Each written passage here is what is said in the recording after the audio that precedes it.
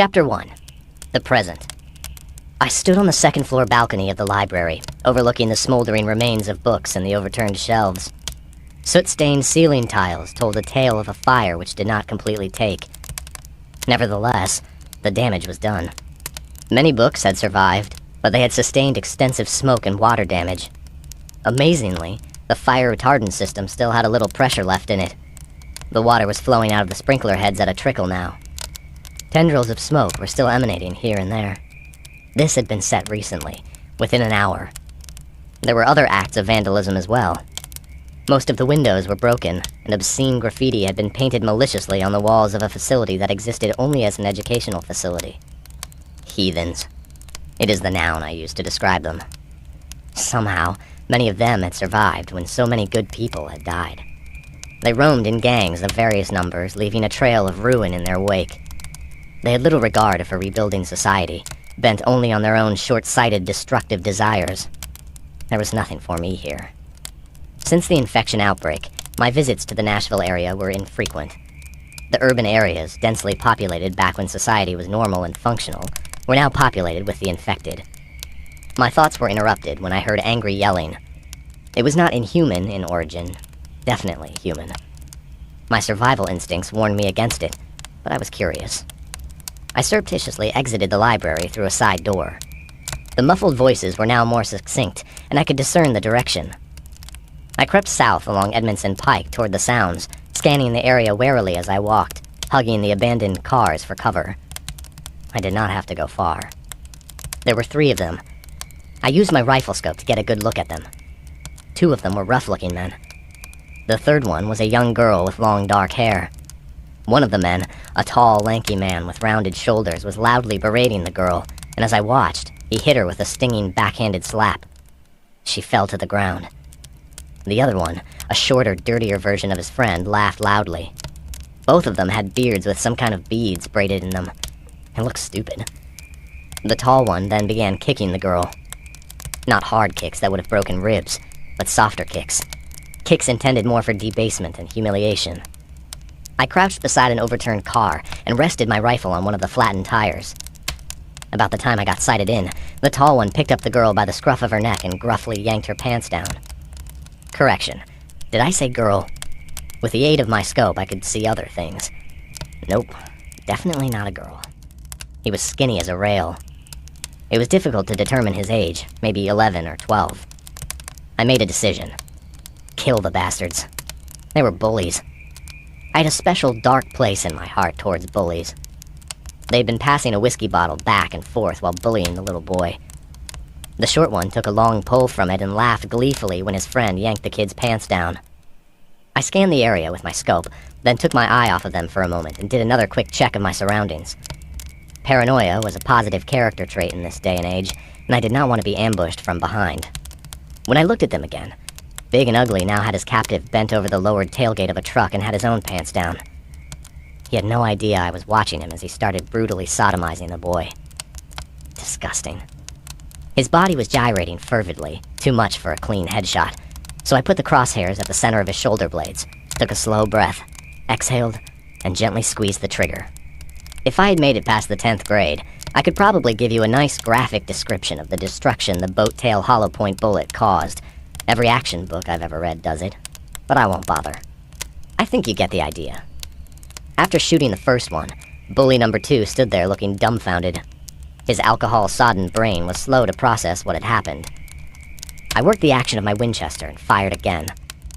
The whiskey bottle fell out of his hand and shattered on the ground. I didn't have to worry about being arrested. This was the way of the world these days. What a way to celebrate my 18th birthday. Chapter 2. 2 years ago, in sophomore hell. I was in love. You know the kind of love. Teenage, goo-goo-eyed puppy love. It was exhilarating. It was excruciating. The emotion occupied my every waking thought and even my dreams. Hell, it occupied my mind even while I took my morning crap.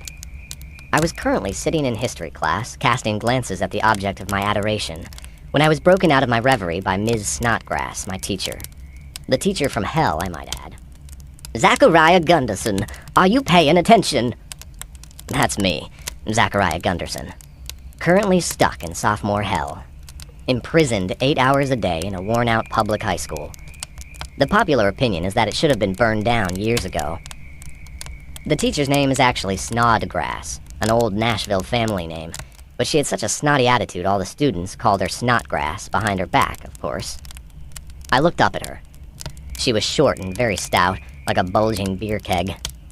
She was possibly around 45 years old, but she looked at least 10 years older.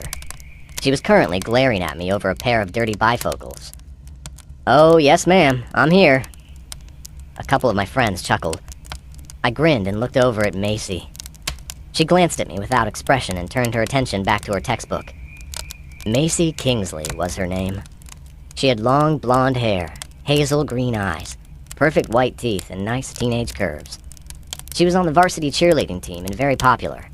I was on the track team. We'd been dating for almost 3 months, and Saturday night, yeah, just 2 days ago, she finally let me. You know what I mean. We made love. Engaged in intimate relations. Fucked like bunnies. Saturday was our 3-month anniversary, and I wanted it to be special. Macy told me to surprise her. I opted for a romantic moonlit picnic, and it had to be perfect. I planned it out with the tenacity of General von Steuben. I picked out a remote area overlooking a brook that bordered one side of the farm I worked at. It had a beautiful view overlooking a valley. I spent all afternoon setting up tiki torches, laying out blankets, and preparing a fire. My grandmother fixed veggie wraps, and Rick was kind enough to purchase a bottle of wine for us. As the sun set, I lit the fire, opened the wine, and told her how I felt about her. If it were a movie, the audience would have been laughing at my awkwardness. Nevertheless, Macy responded by telling me she loved me as well. I lost my virginity under a harvest moon on a balmy Saturday night. It was the happiest I had ever been. The memories were causing me to become distracted and aroused. That is, until Ms. Snodgrass once again interrupted my thoughts. "Well then, would you please tell the class what is the first national monument of the United States? The class was quiet now. The old fat ass was infamous for asking innocuous history questions to students whom she felt were not applying themselves. If you missed it, which everyone always did, she punished you with extra homework. Not merely reading an extra chapter and answering those damned questions at the end. Hell, you had to write an essay paper to go along with it. She looked at me pointedly, coldly. A hint of a sneer was forming at the corner of her mouth. "Easy. Devil's Tower, and there is no apostrophe between the L and the S. And it is not to be confused with the first national park, which is Yellowstone." I responded nonchalantly and looked over at Macy again for an acknowledgement. No response. Snotty was not finished with me. "Very astute, or you are just very lucky. But please continue, Mr. Gunderson. Why don't you amaze the class with your brilliant intellect? Tell us more." "Must I? I mean, I answered your silly question." This time, only one of my friends laughed, but it was more like a low chuckle that died quickly. All eyes were on Snotty now. She was a vindictive, petty woman. You know the type. Every school has at least one. She was one of those teachers who basked in the glow of power over her students, knowing that with her tenure, the school administration could do very little to rebuke her antics. A bully. "Well then, perhaps you'd like to spend the rest of the week in detention, She made a hand gesture at me. She wanted me to stand, to better shame me in front of the class. I had another idea. I sighed and stood. "Very well." I inhaled. "The Devil's Tower is an igneous outcropping of rock located in the state of Wyoming. Its elevation is about 1,200 feet high, give or take, and is believed to be either the product of eroded laccolith or the plug of an extinct volcano. The name originated as a result of the misinterpretation of a name the indigent Native Americans had given it. President Theodore Roosevelt, a staunch Republican by the way, dedicated it as the nation's first monument in 1907. The president is the only person who has the authority to establish a national monument, and it is generally done through the act of an executive order. There are currently 104 protected areas with the title of national monument." "That will be quite enough, Gunderson. Sit down." Snotty tilted her head down so she could properly shoot daggers at me over those ridiculous bifocals, but it did not stop the class from applauding. Macy was not clapping, just looking at me oddly. The bell rang, and I hurried for the door before Snotty thought of some form of vindictive revenge. I waited for Macy in the hallway. "Hey," I said to her as she exited the class. I tried to sneak in a quick kiss, but she turned her head adeptly. My lips caught a passing glimpse of her cheek. "Not here," she whispered curtly. People passed by me, patting me on the back and congratulating me over my very small triumph. I walked along with Macy, and Felix soon joined us. He was my best friend. "Man, you rocked in there. Old Snotty didn't know what hit her. You've got to be some kind of genius, Zach. How'd you know all that stuff?" Macy and Felix looked at me expectantly. I shrugged. "I read a lot and have a good memory." "Well, if you don't start applying that brain to your classwork, you'll never graduate high school. Then you can kiss any scholarship possibilities goodbye." Macy punctuated her statement with an upturned nose as she turned to walk off. I hurried to catch up with her. Felix started to follow, but I looked back at him and gestured with a shake of the head. He took the hint. I caught up with Macy and walked along with her. "Hey, babe, what's up? You seem mad at me." She glanced at me sidelong as she continued to walk. "It's not you. I'm about to start. I'm just feeling irritable." She saw my obvious confusion and rolled her eyes. "My period, Zach. I'm about to start my period. God, Zach, for somebody who is so smart, you sure are naive." I could feel my cheeks turning red. She scoffed at me, but then squeezed my hand briefly. "So, you have track practice after school?" I nodded. Track and a good memory were my strong points. I was counting on a track scholarship after high school. My only living relative was my grandmother. Her only source of income was Social Security. Otherwise, it was a life on the farm with Rick, or a long indebtedness of student loans. Macy looked around furtively and then quickly kissed me on the cheek. "I've got cheerleading practice, so I guess I'll see you tomorrow." It was not what I wanted to hear. "Practice is only for a couple of hours. Why don't I come over after? I can shower at school." Macy quickly shook her head. "Why not?" The smile was gone and replaced by a frown. "Zach, quit being so needy." I did not say anything, just hung my head. I couldn't help it. "Zach, Jesus. I'm going to a study group with the girls after practice, okay? We'll probably be late." I looked up. "What's late? I mean, I can just stop by for a few minutes." She stopped me with another shake of the head. "Well, how about you call me before you go to bed?" I grinned. "We can talk dirty to each other." "Sure, Zach. I'll talk to you later," she said, almost as an afterthought, and walked off before I could sneak in another kiss. Felix jogged up as Macy walked off. "So, Zach, how are you and Macy doing?" Felix was always asking about the two of us. He did not have a girlfriend. We'd grown up together and lived around the block from each other. He was the only one who saw me cry every night for a week after my parents died. It was a stupid car wreck, a direct result of my father's drunkenness. Felix never judged me or teased me, always a brotherly pat on the shoulder and kind words. He was a good dude, and a good friend. But poor Felix had never had a girlfriend. He claimed otherwise, but I'm pretty sure that he had never even kissed a girl. The poor guy was short, awkward, and had poor eyesight, which required him to wear incredibly thick glasses. The effect worsened his already homely appearance. But he was still my friend. "Well, buddy, I think she's the woman I'm going to marry one day." His eyes lit up. The lenses magnified them to two large orbs. "Wow, I've never heard this one. Something big must have happened to make you feel this." He stopped in mid-sentence and looked at me. I couldn't help but grin. It could be best described as a massive, shit-eating grin. "Oh my fucking God," he exclaimed. "You did the two-backed beast with her!" "Shh, keep it down, bro." I kept my voice low. "I don't want the whole world knowing. Come on, we need to get to track practice. Maybe I'll tell you all about it." He giggled as we turned around and started heading toward the locker room. I was not paying attention and bumped into someone. His name was Jason Argus. He was standing around the corner, motionless. It was almost as if he had been listening to us. I apologized quickly. A lowly sophomore did not go around casually bumping into seniors. "Oh, sorry, Jason. We didn't even know you were there," I said. Jason looked at me oddly for a moment. "No problem. My bad." He continued staring at me, but turned aside for us to pass. Jason was a senior. He was a very handsome, biracial 18-year-old, 6 feet 6 inches tall and very muscular.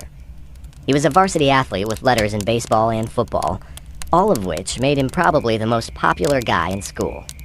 He was very popular with the girls and never lacked for a date. Felix always gushed over him. A true bromance. "Hey, buddy," Felix said. He tried to act as if they were the best of friends. Jason only nodded in response. He merely tolerated Felix, along with most other underclassmen. As we walked out to the track, Felix continued with his love of Jason. "Have you heard? He finished the baseball season with an ERA of 2.01. Friday night, he had 3 touchdown passes against Overton. Not only does he have his own personal pitching coach, he has a quarterback coach as well. That's phenomenal." He looked around conspiratorially. "Rumor has it that he's already been offered a load of money under the table to go with a certain SEC team in the eastern part of the state, if you know what I mean," he said with a wink. "You think he'll marry you?" I asked sarcastically.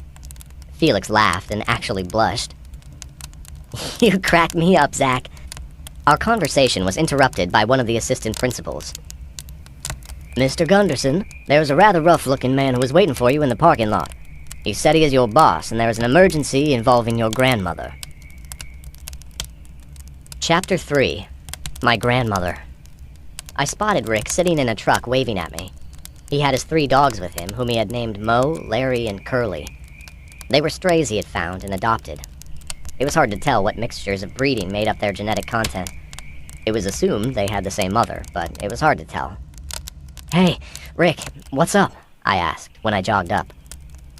Rick was a grizzled old Vietnam veteran who worked at the farm with me. Technically, he was my boss. He was a little past 60. A hard life, along with generous amounts of alcohol and cigarettes, had etched deep lines in his sun-damaged face. It appeared he had been going on a week without shaving. Felix jogged up a short time later and said hello. Rick ignored him. "I need to get you to the hospital. Your grandmother's had a stroke." He looked over at Felix. "Your gay friend can come too." Felix started to protest, but I spoke first. "What happened?"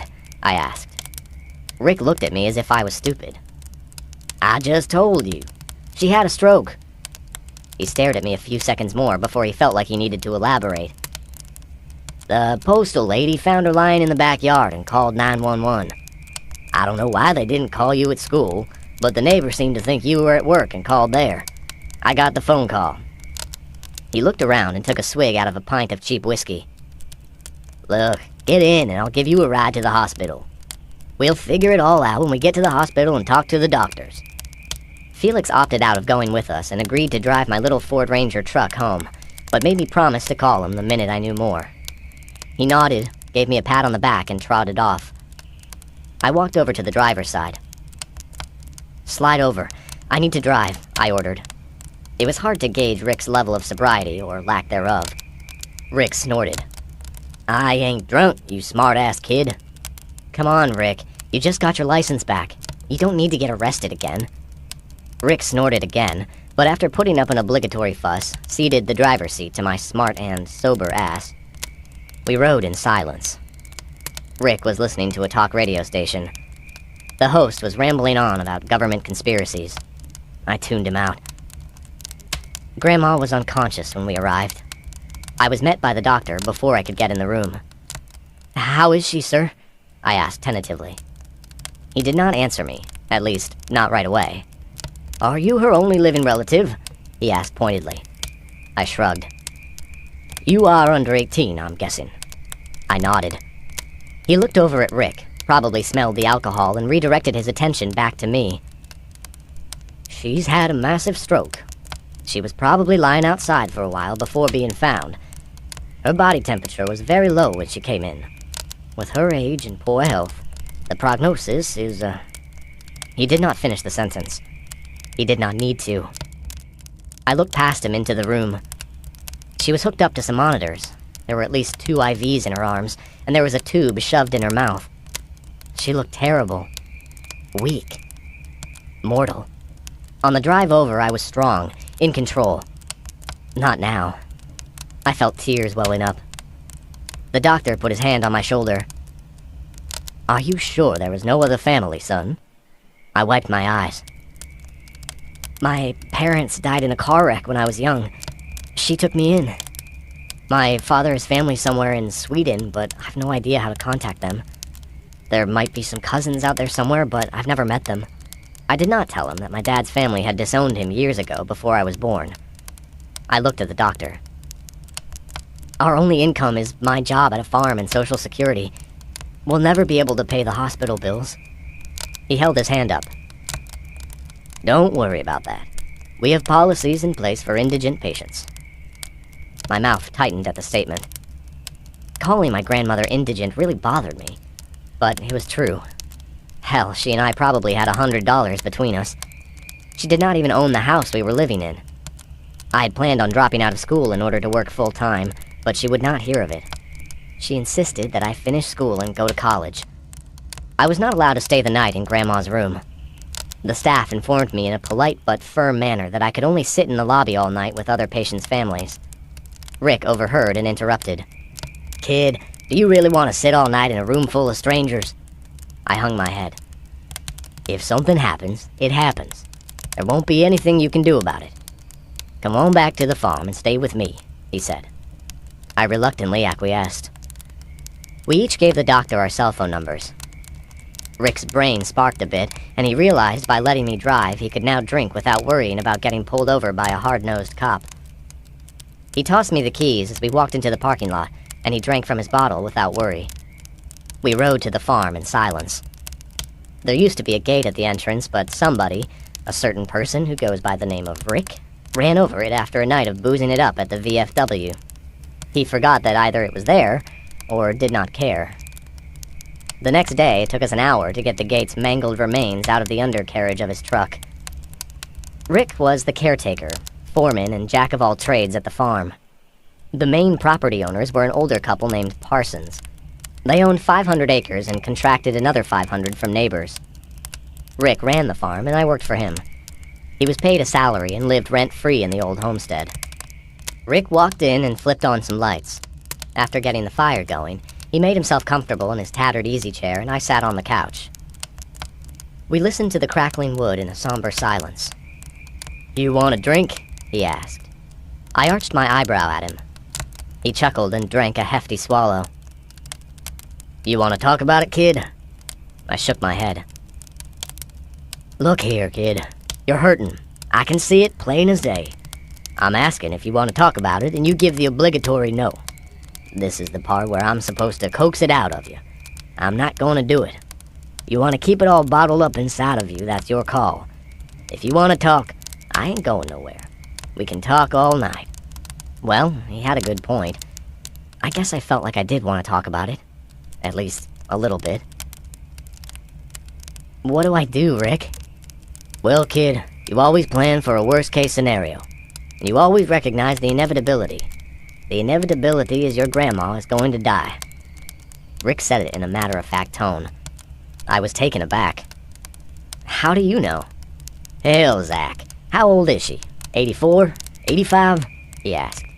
I responded to the latter. Okay, 85. Her health is not good. She has a stroke and falls over in the backyard on a cold day. No telling how long she's been lying out there. I'm no doctor, but I'm not giving her good odds, kid. I nodded in silence. Rick was an old alcoholic who was very rough around the edges, but he also had wisdom born from a life on the streets and some rough time in Vietnam. I liked him. He was easygoing and, in his own way, had a lot of worldly advice to give a teenage kid. My thoughts were interrupted by his loud snoring. The alcohol had put him down for the night. I got up, got the bottle out of his hand, and put a blanket on him. I tried to call Macy several times, but her phone was apparently turned off. I left more than one voicemail. I then called the hospital. They advised me there was no change in Grandma's condition. I tried calling Macy once more, and drifted off to sleep with my phone grasped tightly in my hand. Chapter 4. The worst day of my life. It was the crack of dawn when I woke up. I immediately checked my phone. No call from either the hospital or Macy. I called the hospital first. They were very vague, but said her condition had not changed. I then tried calling Macy. Her phone was still off. So I called Felix. He answered after the first ring, but he was still groggy from sleep. "How's your grandmother?" he asked. "She's not good. I'm not going to school today. I'm gonna be at the hospital." "No problem, bro. I'll let the principal know where you are. Is there anything else I can do?" "Yeah, if you see Macy, have her call me as soon as possible. I tried calling all night and this morning, but her battery must be dead or something." Felix agreed and we hung up. Rick woke up while I was on the phone. He was grunting and farting like an old hungover man. "Hey, you mind driving me home? I need to clean up and get to the hospital." He did not respond verbally. He went into the restroom. A moment later, I heard the sound of him urinating, followed by the sound of the toilet flushing and the faucet running. He came out a moment later and half-heartedly grabbed the keys off of the kitchen counter. His brain wasn't ready for verbal communication. He pointed toward the door and walked out. I sat with my grandmother all day. She looked even worse. Old, tired, and feeble. I held her hand and tried talking to her, but she did not move. Not once. I wish she could hear me. I would have told her what a good person she was. I was just 2 when my parents died. She was already old. She could have let the state put me in a foster home, but she took me home and cared for me. She never yelled at me, always made sure there was food on the table, and never failed to tell me how much she loved me. On my 15th birthday, she took me to get a hardship driver's license and then surprised me with a blue Ford Ranger truck.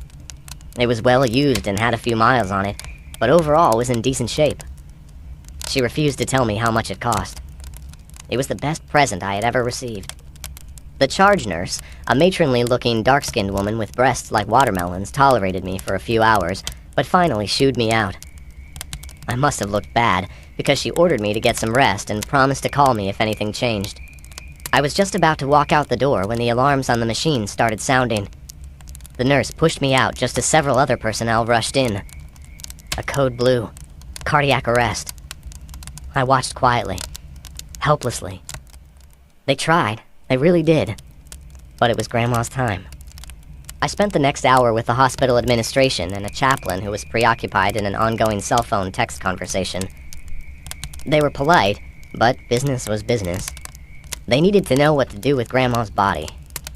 It got worked out somehow. I was mostly in a daze. Tired, stressed, and miserable. All I wanted to do was go see my girl and hold her in my arms. I tried calling her. No answer. At least her phone was back on, so I sent a text message. I then called Felix and filled him in. "Oh, I'm so sorry, bro. Is there anything I can do?" he asked. "Yeah, find Macy and tell her to please answer her damn phone. I've still not gotten in touch with her. There must be something wrong. Have you spoken to her at all?" Felix was silent. "Are you there?" Felix answered. His voice had a different tone. "Yeah, I talked to her. Listen, don't worry about her right now. Go on home and I'll meet you there, okay?" "What's wrong, Felix?" After a bit of arguing, he told me. He told me everything. It seemed as though it was all over school, but I knew nothing about it. Macy was now Jason's girlfriend. Jason Argus. That guy. The massively popular jock. With my girl. Apparently, they had hooked up recently at a party, which coincidentally I was not invited to, and now they were officially dating. I hung up the phone and sped towards Macy's. That was my first mistake. I tried to play the sympathy card and told the cop about my grandmother. It did not work. He chided me about driving like a maniac and smirked when he handed me the speeding ticket. I kept my speed down and after what seemed like an eternity, finally made it to her home. She was there. So was Jason. So were a few other people. All of them were seniors and none of them were my friends. They were all loitering around the front yard laughing and having a good time. A couple of them were holding 40-ounce beers wrapped in brown bags. Macy saw me and quickly walked up the front steps to her house. I made a beeline toward her. Jason stepped in between us before I got more than a few feet. "Out of the way, fucker. I need to speak to Macy." I tried to step around him, but as I said earlier, Jason is tall and muscular. Taller than me. Definitely more muscle. He deftly stepped in front of me again and held up a hand. "Just stop and listen to me, dude. Macy and I are dating now. It's nothing against you, it just happened. These things happen. You need to go." I stared at him. He seemed sincere, perhaps even sympathetic. I inhaled and tried to keep my emotions in check. "So, how long has this been going on?"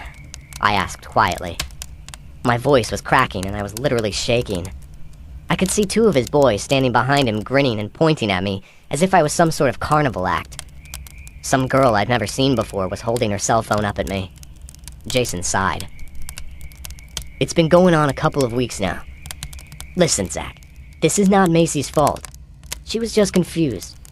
She likes you, but just as a friend, okay? The best thing you can do is leave.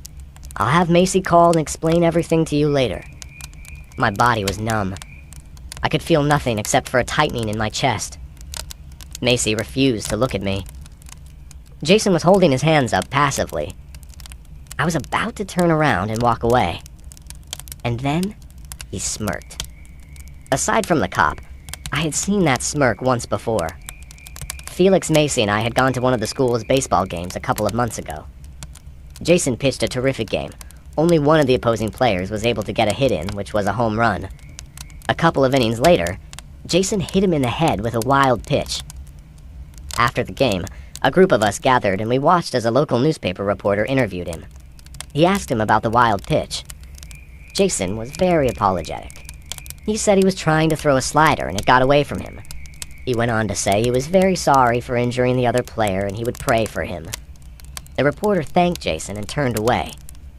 When the reporter was not looking, Jason smirked. Just like he was now smirking at me.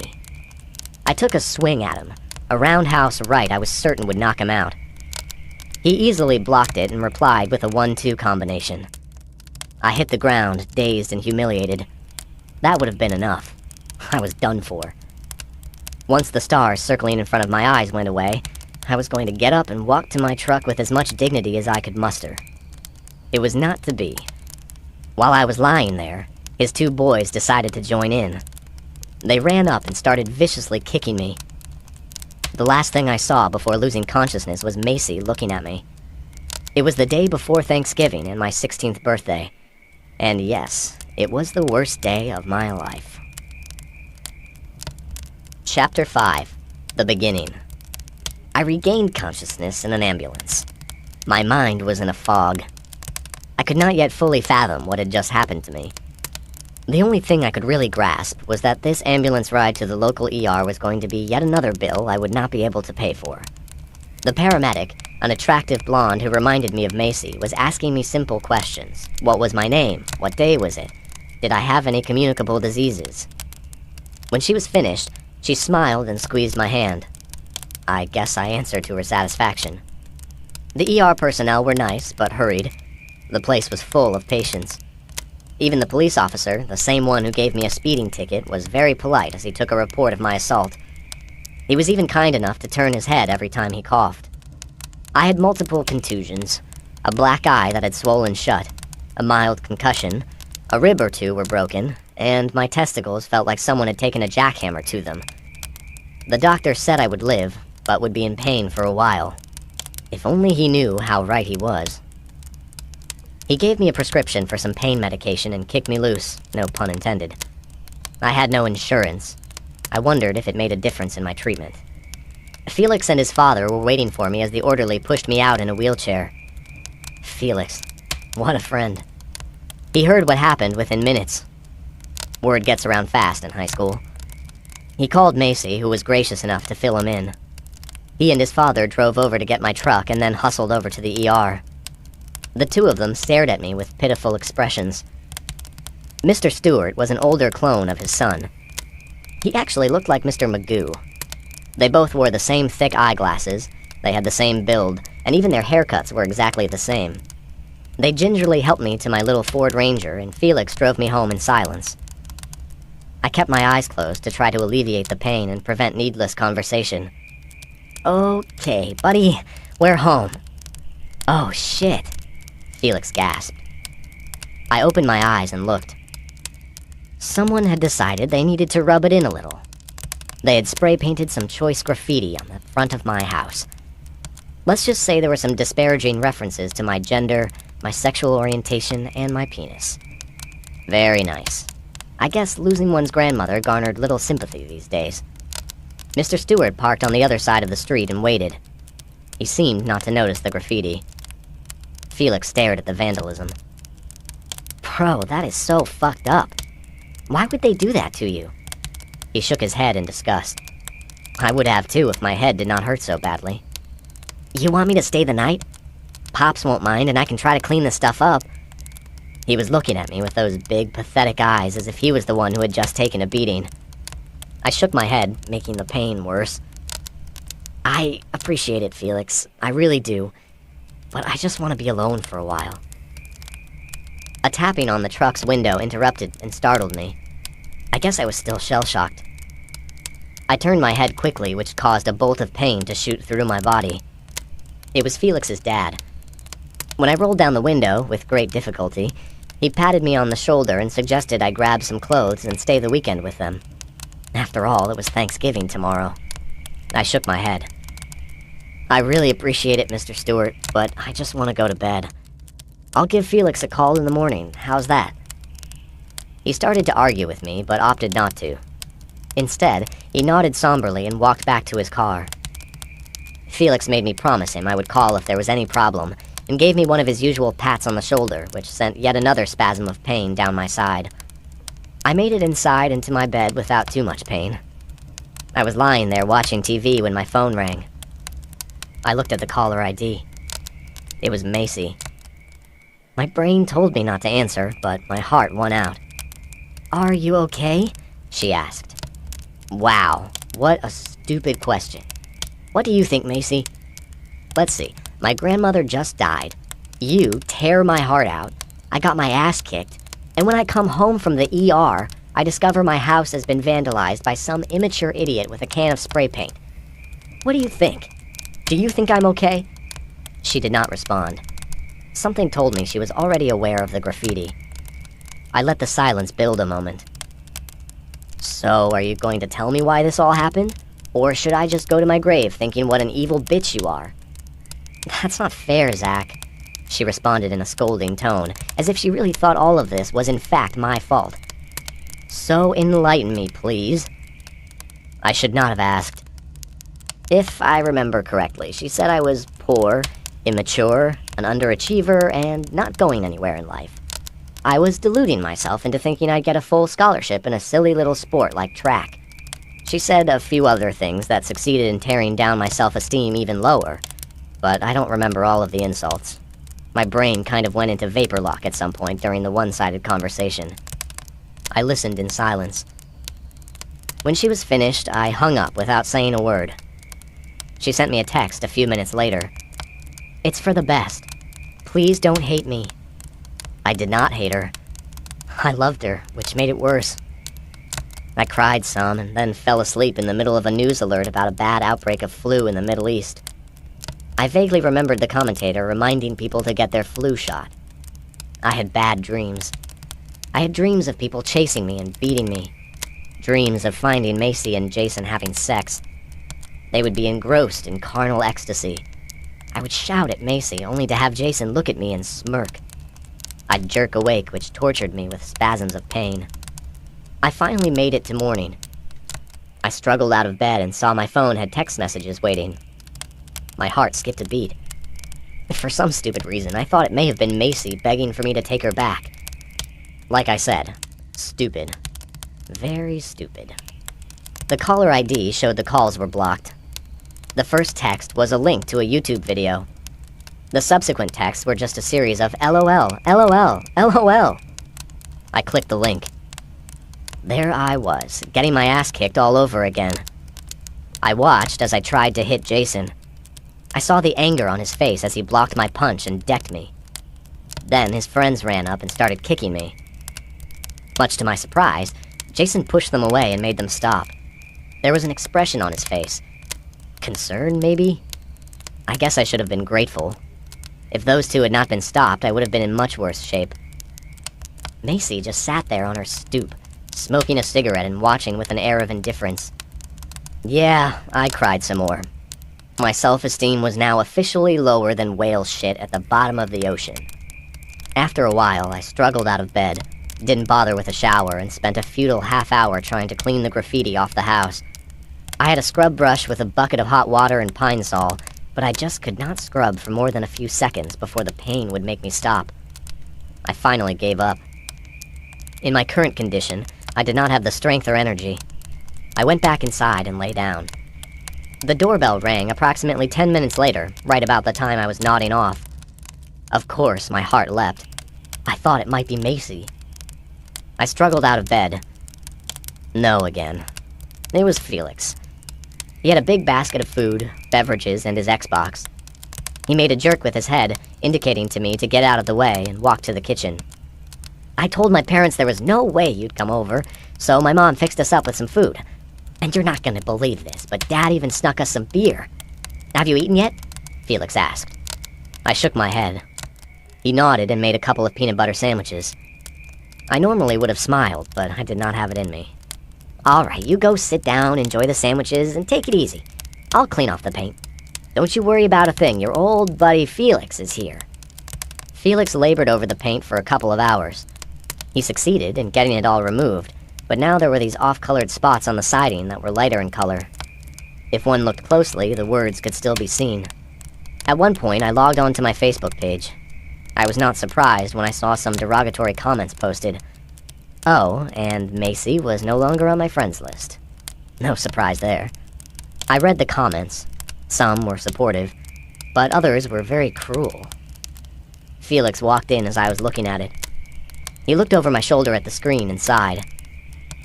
I'm sorry, bro. People can be really shitty sometimes. Not your fault, Felix.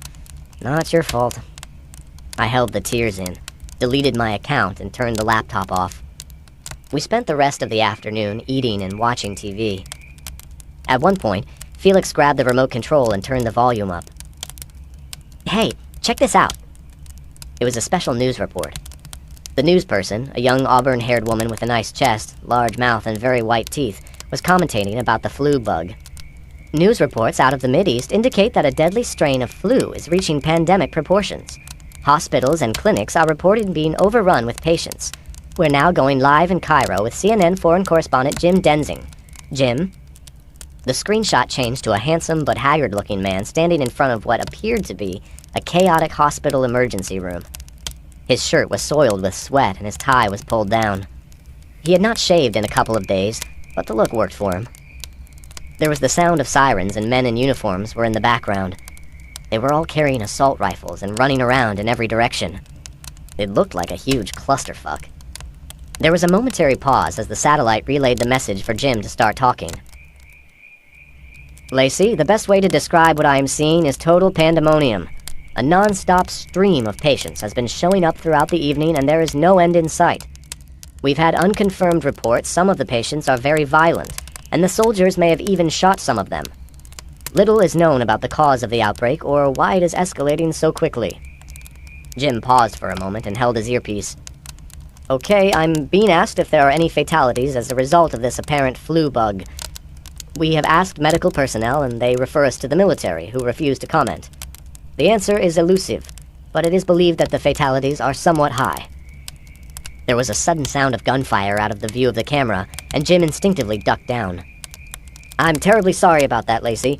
What you and our viewers cannot see is what appears to be a violent confrontation between soldiers and some civilians. We're going to pan the camera around so you can get a view. I must caution the viewing audience that this is a live feed, and there may be disturbing images. The camera turned approximately 180 degrees. There, in living color, were soldiers being attacked. They were shooting back, but even though the people attacking them were unarmed, the soldiers appeared to be losing the battle. The live feed lasted approximately 5 seconds before it went blank. The last scene appeared to be barricades being overrun by a swarm of people. Crazy shit, man, Felix said and turned the channel. We spent the rest of the night watching Iron Man movies or playing on the Xbox. My grandmother was buried on the Monday after Thanksgiving weekend. Her pastor officiated. The congregation of the church she infrequently attended had contributed toward a simple service and cremation afterward. There were only a few people in attendance. Felix and his parents were there, of course, and some of the old farts who had known Grandma for a few years attended. I did not know any of them personally. I would say hello to them and thank them for coming. I tried to be polite, but I swear every one of them were coughing and wheezing. Nothing is more disgusting than an old person with phlegm-filled coughs. I kept my distance from them. I struggled through it all reasonably well, I think. I had hoped Macy would make an appearance. She would see how much I was hurting and comfort me, and beg me for forgiveness and all that stupid shit. She never showed. When I could not take it anymore, I snuck into an empty office, locked the door, and cried in private, but only for an hour or so. Chapter 6. Exodus. Rick was waiting on me when I arrived at my little home. He was parked on the side of the road in his nice, shiny Dodge Ram dually. His truck was a direct contradiction to his personal grooming. It was always clean and had a perpetual coat of fresh wax on it. This evening, he had a box trailer hooked up to it. When he exited his truck, he looked around as if we were being spied upon, and then quickly limped up to me. His limp was due to a bum leg, courtesy of Vietnam. I don't go to funerals. Hate 'em. People act really stupid and say stupid shit. So here's the obligatory I'm sorry for your loss and all that bullshit. Now let's go inside and talk. It's getting cold out. I fixed coffee and we sat in the kitchen at a faux walnut dining table. It was clean but had its share of dents and nicks. When I turned the lights on, Rick started looking at me with a frown. What the hell happened to you? Your face looks like a football. You get in a fight or something? I filled him in and even showed him the video. He shook his head. That's jacked up, brother. The world is a jacked up place and it's getting worse by the minute. He took a long sip of coffee and stared at me intently. Are you going to get some payback? I shrugged. I don't know how, but I'd like to someday. Rick nodded. When you're ready, you let me know. I'll have your back. I may be an old drunk with a bum leg, but I'm a sneaky bastard, and I can still shoot. I nodded solemnly, but I did not really know what to say. Sure, I wanted revenge on all of them, including the girl who videotaped it, but I never even considered anything having to do with guns. Hell, I was thinking of stuff like slashing their tires or egging their house. Sneaky shit without any confrontation.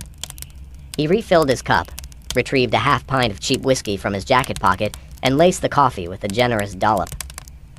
I shook my head. He shrugged and then fixed me again with a serious stare. All right, it's time to talk about some serious stuff. Hence the serious stare. I'm gonna lay it all out for you, and then you'll need to make some serious decisions.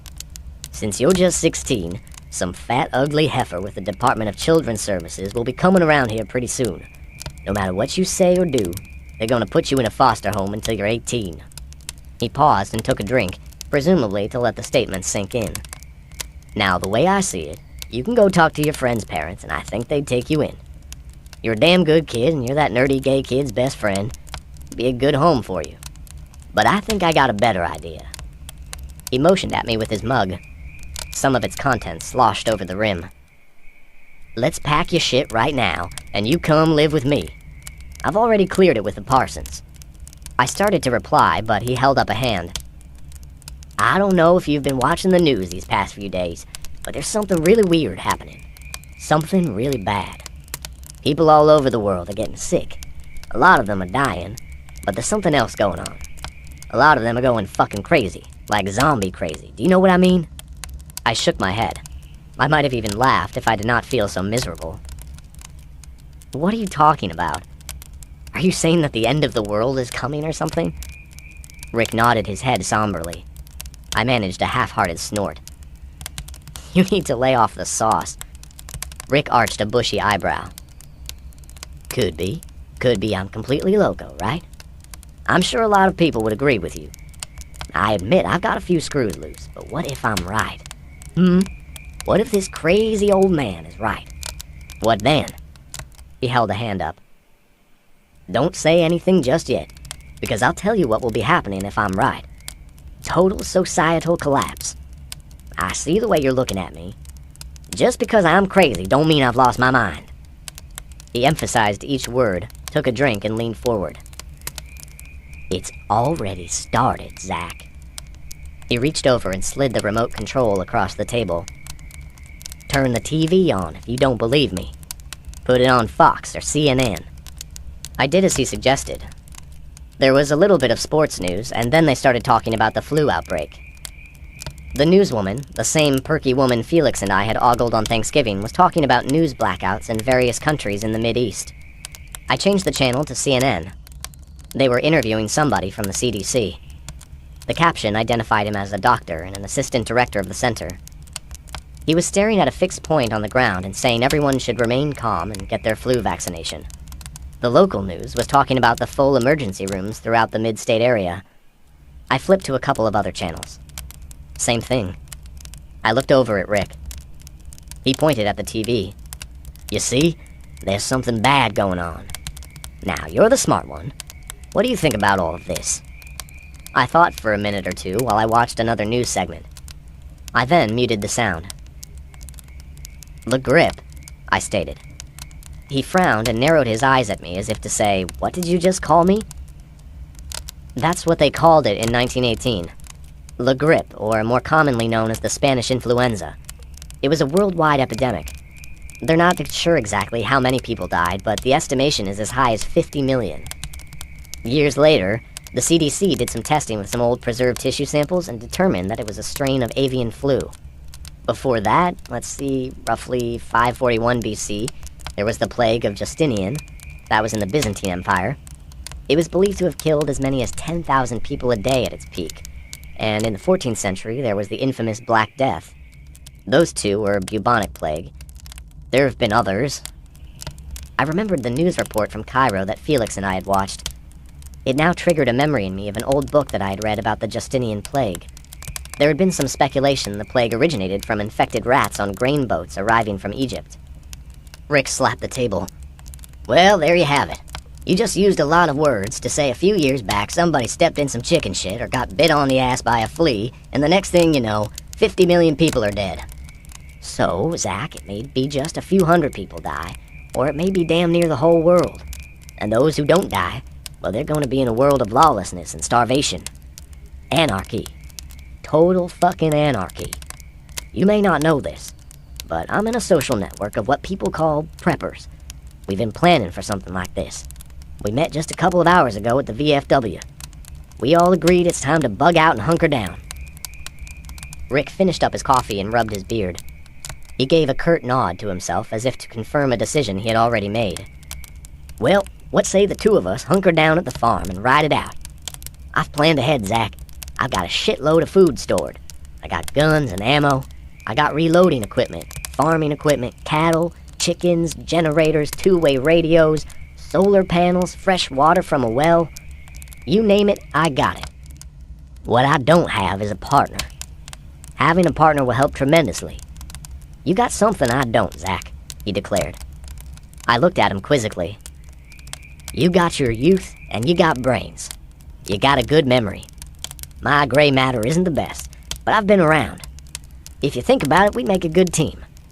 You know, like them Asians twins, yin and yang. So what do you say, brother?"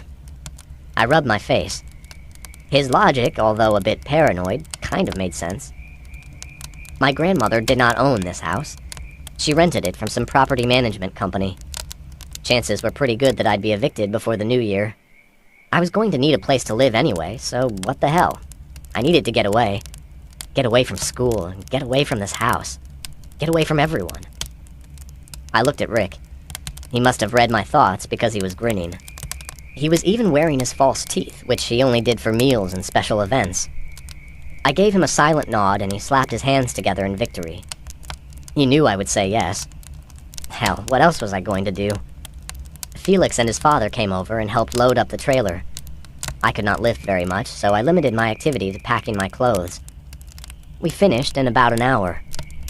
As I said, there wasn't much. A lot of the furniture was old and worn out. Most of it was going to either Goodwill or to a trash drop-off. I'd been standing on the porch watching them load up. Felix walked over to me. He had one of those sad hangdog expressions. "I'm not going to be seeing much of you after this, I'm thinking. Felix said sadly. I resisted the impulse to pat him on the shoulder. Why do you say that? You know where the farm is. It's not too far. You're welcome to come out and stay anytime you want. And don't think I won't be coming to visit my best friend. You didn't say anything about school. You're not going back, are you? I looked at him a moment and then shook my head sadly. His jaw dropped. Why, Zach? You've got good grades and you know you're gonna get a scholarship. It's because of Macy, right? I did not respond. I just stared at the ground. There was no need to deny it. He was right. Dude, don't let her mess your life up. There are other girls out there. Before you know it, you'll be dating someone else, and Jason will have dumped Macy. Who will be the sorry one then? Her, that's who. I smiled at Felix. He looked like he was about to cry, and I did not want him to. You're the best friend a guy could have, Felix. But I need some time away to sort things out. Who knows, maybe in a week I'll be ready to come back. Felix reached under his glasses and wiped his eyes. He smiled hopefully, resisted an urge to give me a hug, and shook my hand. Anything I can do to help, buddy, you just call. He looked over at his father. Pops is getting antsy. Mom is sick and he wants to get going. Give me a shout tomorrow, okay? He asked. I agreed. Promise? He asked again with more feeling. I agreed again more earnestly. He shook my hand again and left with his father. I did one final walkthrough of the old, small house that had been the only home that I ever knew. It could stand a good cleaning. I spent a couple of more minutes lost in memories, and then turned the lights out. Rick was waiting for me outside. It was dark out now, and the temperature was already down in the low 40s. Look here, kid. I'm going to head on to the Ponderosa. Here. He slapped a wad of money and a piece of paper with scribbles on it. Buy everything on the list that you can find. Fill your truck up with gas, and when you're done, meet me at your new home. I threw some bungee cords, rope, and a tarp in the back of your truck so you can strap everything down. You got any problems, give me a call. Got it? I nodded my head and began scanning the list. Oh, one more thing. He handed me a knife. It's a benchmark lock blade with a razor-sharp edge. Just flip it open, hold tight, and stab repeatedly. I looked at it questioningly. Okay, I think. Do you expect me to run into trouble or something? You never know, kid, he said. It might just be me and the fact that I live out in the country, but I sure am hearing a lot of sirens. I had not noticed until he said something, but it seemed like I was hearing them as well. How are your ribs? He asked. I shrugged. They were sore and hurt if I made any sudden movements. At least my balls were feeling better. All right, don't be too prideful and refuse to ask for help loading from the store employees. I nodded. He grinned at me and left without another word. Chapter 7. The Death of a Thug. Rick's list was a little odd. Some of the items made perfect sense. Toothbrushes and toothpaste, dental floss, razor blades, toilet paper, powdered milk. Other items on the list stood out though, like tampons and Vaseline. Nevertheless, I was able to locate almost everything at the Sam's wholesale store. I finished up with a few more items at a local Kroger store and went through the self-service checkout. I refused to buy the tampons, convinced that Rick was playing a joke on me. It was only a couple of sacks that I could manage, even with busted ribs. I had just gotten to my truck, lost in my own thoughts, when suddenly there was someone behind me. Well, hello, white boy. I turned suddenly, which was painful. My grimace got a sadistic chuckle. You still hurtin', boy? I got a good look at him then and made the recognition. It was one of Jason's friends. Specifically, he was the center for the football team and one of the assholes who put the boots to me. It was not until I saw him in person that I made the connection. He was at least 4 inches shorter than I was, but weighed at least 100 pounds more. Most of it was fat, but there was muscle there as well. He looked like a retarded troglodyte wearing a ball cap sideways. Like all retarded troglodytes wear them. I said hello. You gonna disrespect me by not answering me, white boy? He stepped closer. What the hell do you want? I demanded. There was a note of uncertainty in my voice, and I had no doubt that he heard it. I hear you've been talking to the police. English grammar was not one of his strong points. They came to the hospital and took a report. You should have thought of that before you attacked me, I said as I stepped back. I believed that I could have easily outrun him, even with hurt ribs, but I was hesitant to leave my truck behind. Gunfire sounded in the distance. I wondered who was shooting who and looked toward the sound. It was a bad move. He may have been fat, but he could move a short distance quickly. Before I could act, he stepped forward and punched me in the gut. I gasped and doubled over in pain. "You stupid bitch. You shouldn't have told them polices nothing. Now you're gonna have to pay. Where's that money wad I seen you with earlier, huh?" He stood over me and grabbed my wallet out of my back pocket. "Yeah, there it is. That's some good money."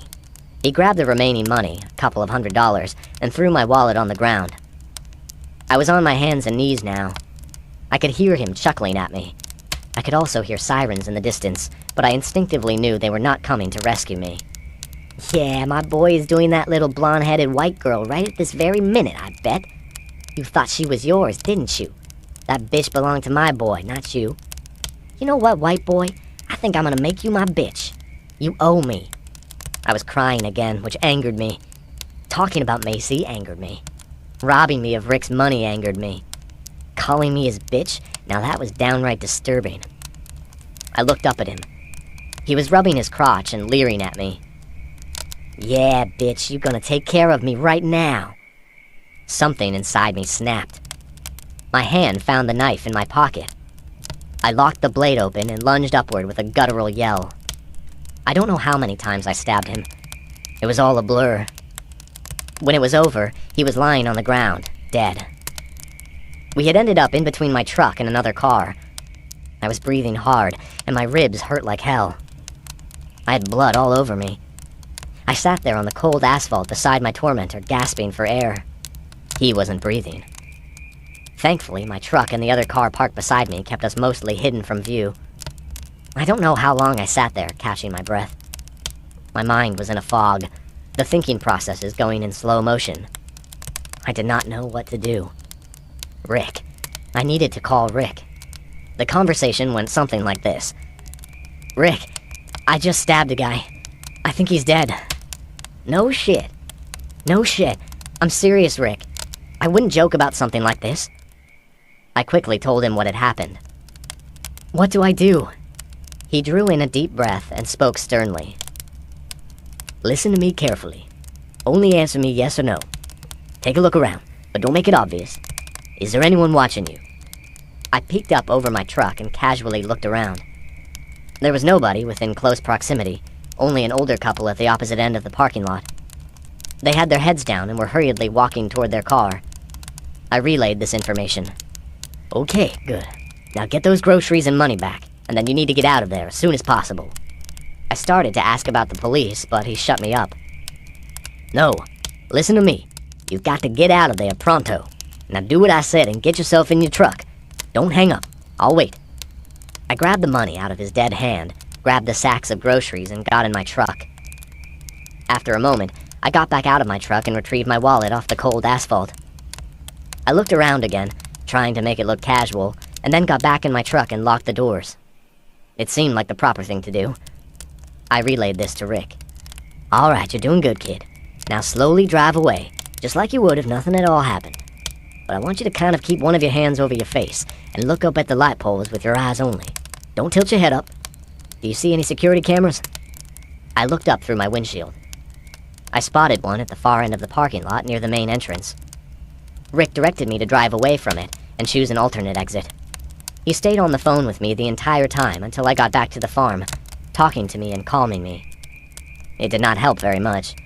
I was certain at any moment there would be blue lights flashing in my rearview mirror and I would be arrested. But it never happened. Several minutes later, I drove over our gateless bridge to the farm. I saw Rick waiting by the barn with the mutts. They wagged their tails appreciatively as I drove up. When I got out of the truck, Rick looked me up and down. "Lord almighty. Strip all of those clothes off right here, and go get in the shower and scrub yourself down good." I looked down and remembered that I was covered in blood. Curly kept trying to lick me and I had to push him away. I did as Rick told me without complaint. The shower was hot and soothing, but I could not stop shaking. My brain told me it was a natural response to the adrenaline dump, but knowing why did not alleviate any of the symptoms.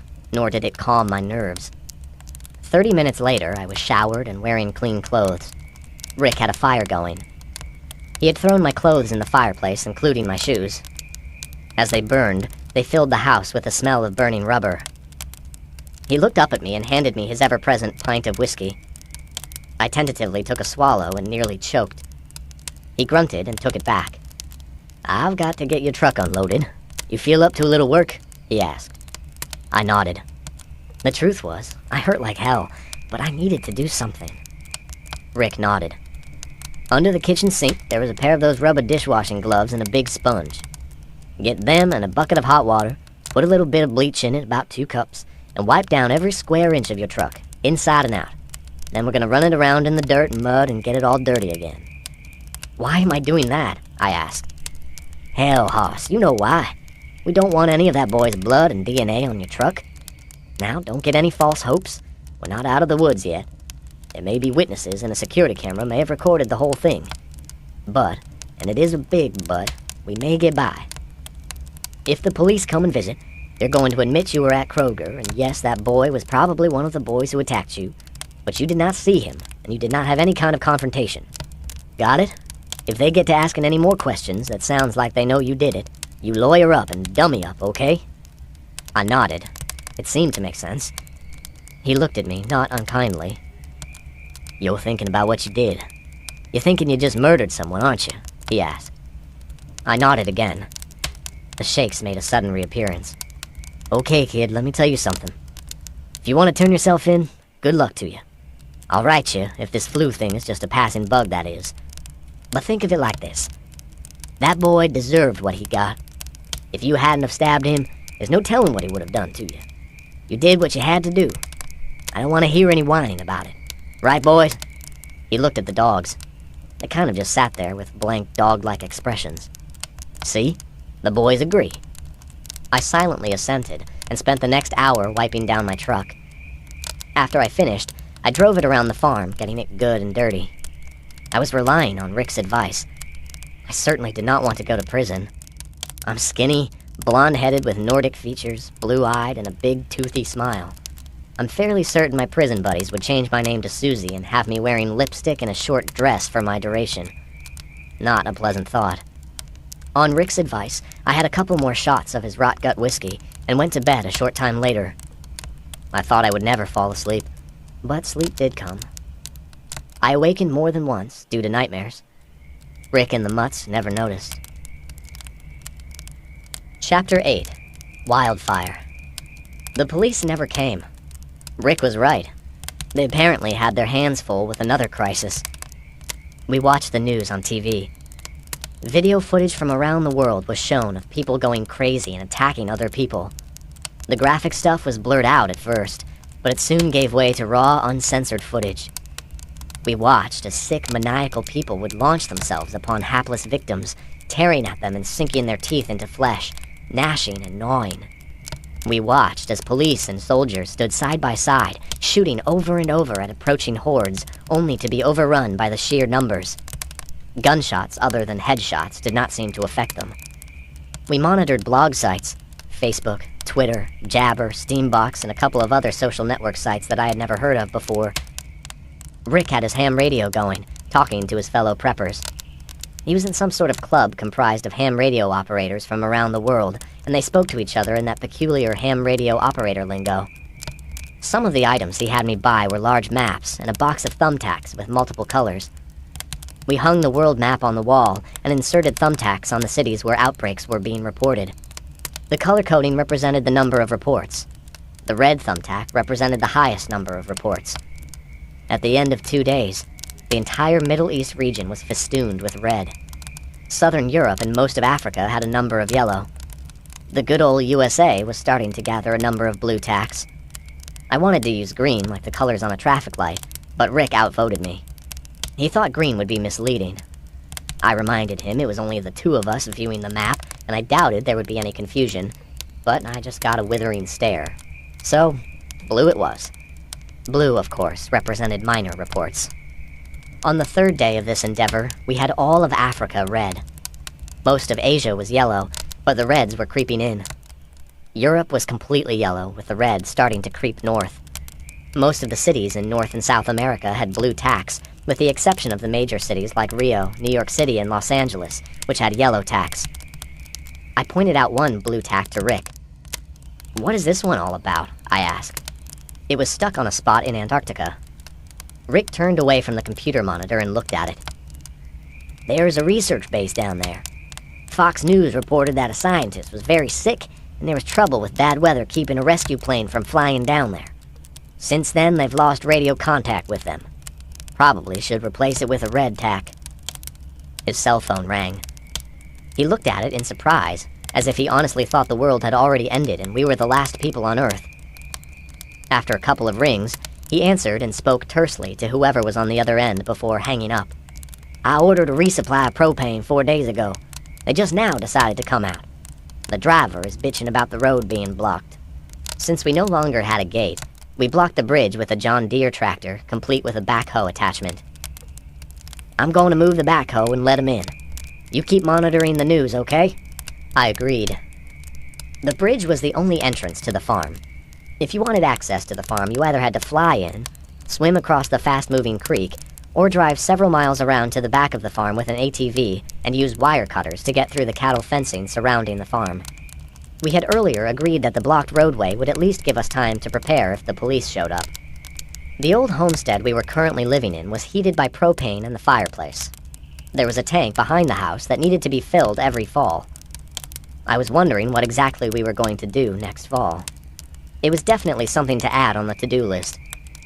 We had a well for water, but the pump was electrically powered. We had a generator, but it was dependent on fuel. We had a large fuel tank near the barn for all of the farm equipment, but it would not last forever. Still, all in all, Rick had gotten the farm equipped pretty decently. He had a root cellar stocked with canned goods, a barn full of tools, ammo reloading gear, and various other types of equipment. We had a smokehouse, a deep creek that had fish, a chicken coop with brooding hens, and Rick had harvested from the garden just last month. I stood at the back door and watched the man transfer propane from his tanker into the large cylindrical tank. The name tag sewn onto his work shirt read Junior. I certainly hoped it was a nickname and not his Christian name. He was grossly overweight, which made every little movement a major effort for him, filled with panting and grunting. He had to wear suspenders because I don't think they made a belt big enough for him. I noticed Rick was keeping a fair amount of distance from him. He was also wearing a handgun in a holster attached to his belt. Junior either did not notice or did not care. We all paused in our thoughts and actions to look skyward as a sortie of military aircraft flew overhead. Junior pointed at them. "My brother-in-law is in one of them planes. He's a staff sergeant in the National Guard. They got called up this morning. He wasn't supposed to, but he sneaked a call to my sister." He looked over at me. "You see, we're not related by blood. He's married to my sister. That's what makes him my brother-in-law." Well, no shit, Junior. Thank you for the edification. Satisfied he had successfully bestowed some wisdom upon me, a mere child, he spit a gob of tobacco juice, some of which did not make it clear of his ample gut. He casually wiped at it with his meaty hand and looked at Rick. "He told her there was some serious shit going down. After I get off work today, we're going to the grocery store and stock up." He looked somberly at Rick and lowered his voice. "You two should do the same." Rick gave him a serious nod of acknowledgement. "Very good advice, Junior. What else did your brother-in-law have to say? Did he tell you where they're going?" Junior shook his head. No, he didn't." This time, he had the clever idea of bending forward. He also increased the amount of pressure between his lips, which gave a higher trajectory of the spittle. He was rewarded with a clean shot. He nodded in satisfaction. I'm sure Mrs. Junior would have been proud. "But he said they had them loaded up on the planes quicker than they ever had before, and they got issued live ammunition. He said they haven't done that since their unit got deployed to Iraq."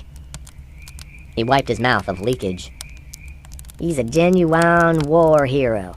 Probably the only one in this whole danged county." Rick was not amused. He thanked Junior and bluntly told him it was time for him to leave.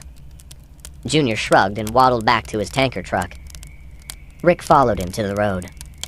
I had been sitting in front of the TV for over an hour and was about to turn it off when a headline flashed declaring breaking news. I grabbed the remote and turned the volume up. Rick walked in a short time later. "The propane tank is now full. Junior is long gone. I got the backhoe across the bridge again. We are officially on lockdown. I strung some concertina wire at the front of the bridge, too. It'll be downright difficult for anyone just to walk through.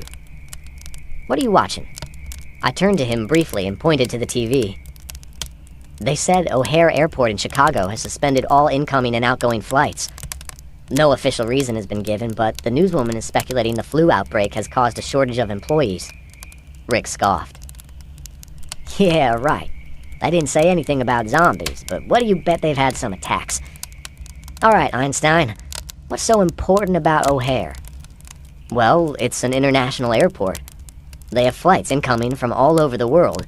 About 70 to 75 million passengers a year go through the airport, along with over 1 million tons of freight. If they've suspended all flights, it must be quite serious," I declared. Rick nodded thoughtfully. He walked over to the map and replaced the blue thumbtack over Chicago with a red one. "I don't know how you know all these little facts about everything, but it's damn helpful." He scratched at his beard. "When something major like this happens, it can only mean one thing, Zach. It means it can't be contained." My skepticism about Rick's theory was long gone. All I could do was nod in agreement. He sat down in front of his ham radio and grabbed the microphone. "WA40EQ, QTH, Middle Tennessee, calling any listening station. Chicago is now in condition red. Chicago is now in condition red. Over." After a moment, there was a response. "WD5KZZ to WA40EQ. My QTH is Tulsa, Oklahoma. QSM, please, sir. Over." Rick looked over at me. "QTH means the location you're at, and QSM means to repeat your last message. I need you to learn all this." He looked at me seriously. "You need to know what a brother-in-law is, too." Rick turned his attention back to the radio before I could retort and repeated the information, going into more detail. After a few minutes of conversation, Rick bid the man 7s and 3s, radio lingo for good luck, and signed off. "Okay, you heard what Tulsa said. Put a yellow tack on Tulsa, Norman, Oklahoma City, and Kansas City." I did as told, and we looked at the map together in silence for several seconds. Rick began pointing at the various tacks and making lines from each one. All of the major cities on the map were now covered in thumbtacks. "In just 2 days, we have some reds and a whole shitload of yellows across the U.S. alone." He said it quietly, as though he did not believe it, even though he is the one so certain it was going to happen. "It's spreading like wildfire."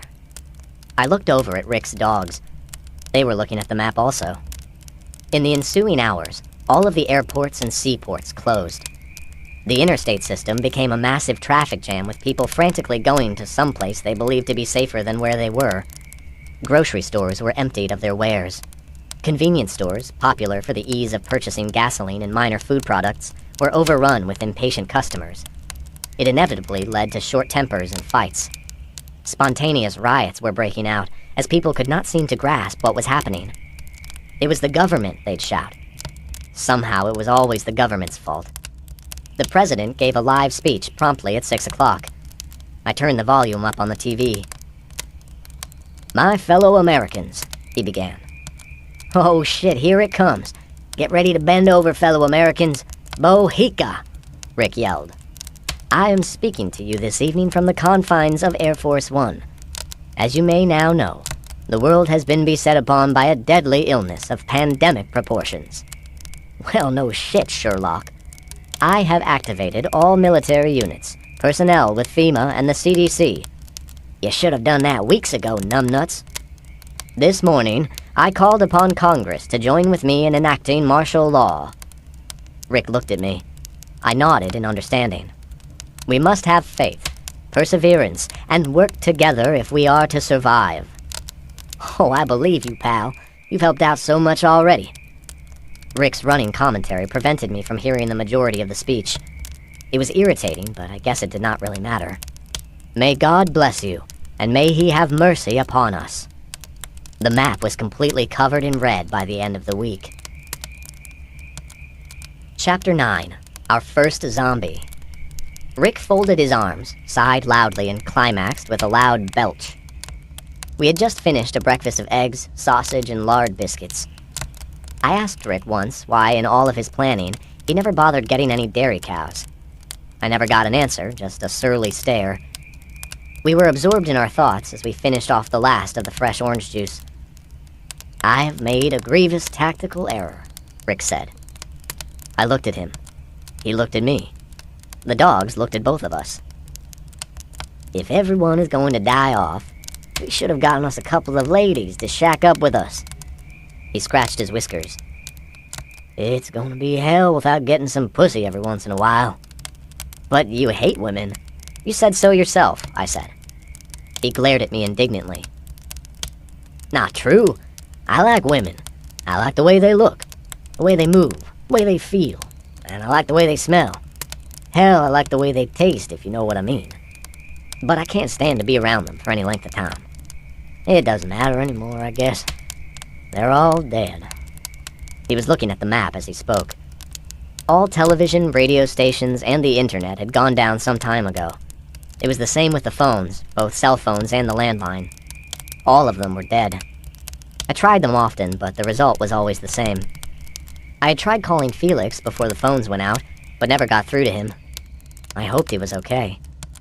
I was sorely tempted to call Macy, and was about to do so until Rick told me to quit being stupid.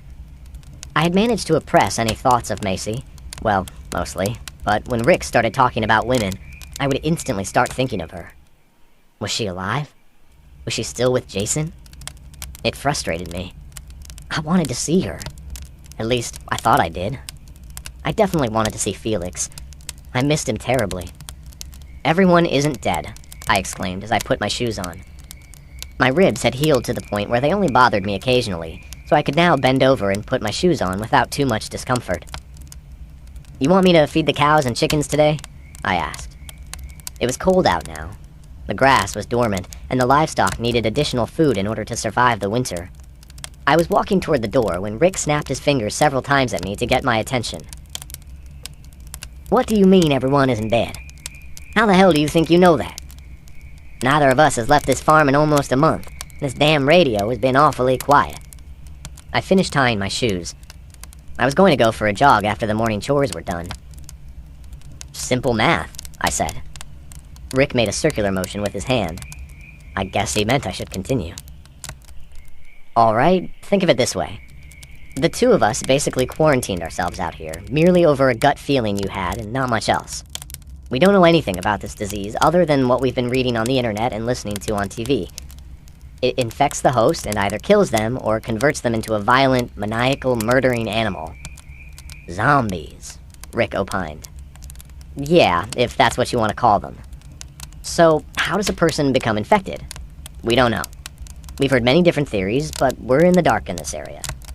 We didn't catch it, though, which is good. So, 2 living souls. We can use that number as a base. There are approximately 2 million people who live in the mid-state area.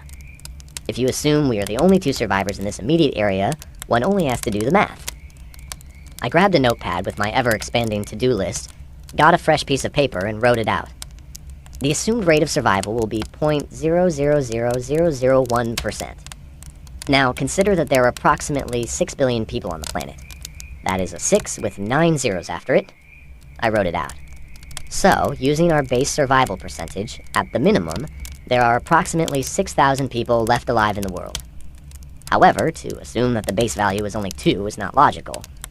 I believe there are many other pockets of survivors in this area alone. I've no doubt there are people who quarantine themselves just like us, and there are probably people who are immune, just like when the bubonic plague hit Europe and the Spanish flu hit the world. Rick watched as I wrote out the equations. "How many do you think would be immune?" I shrugged.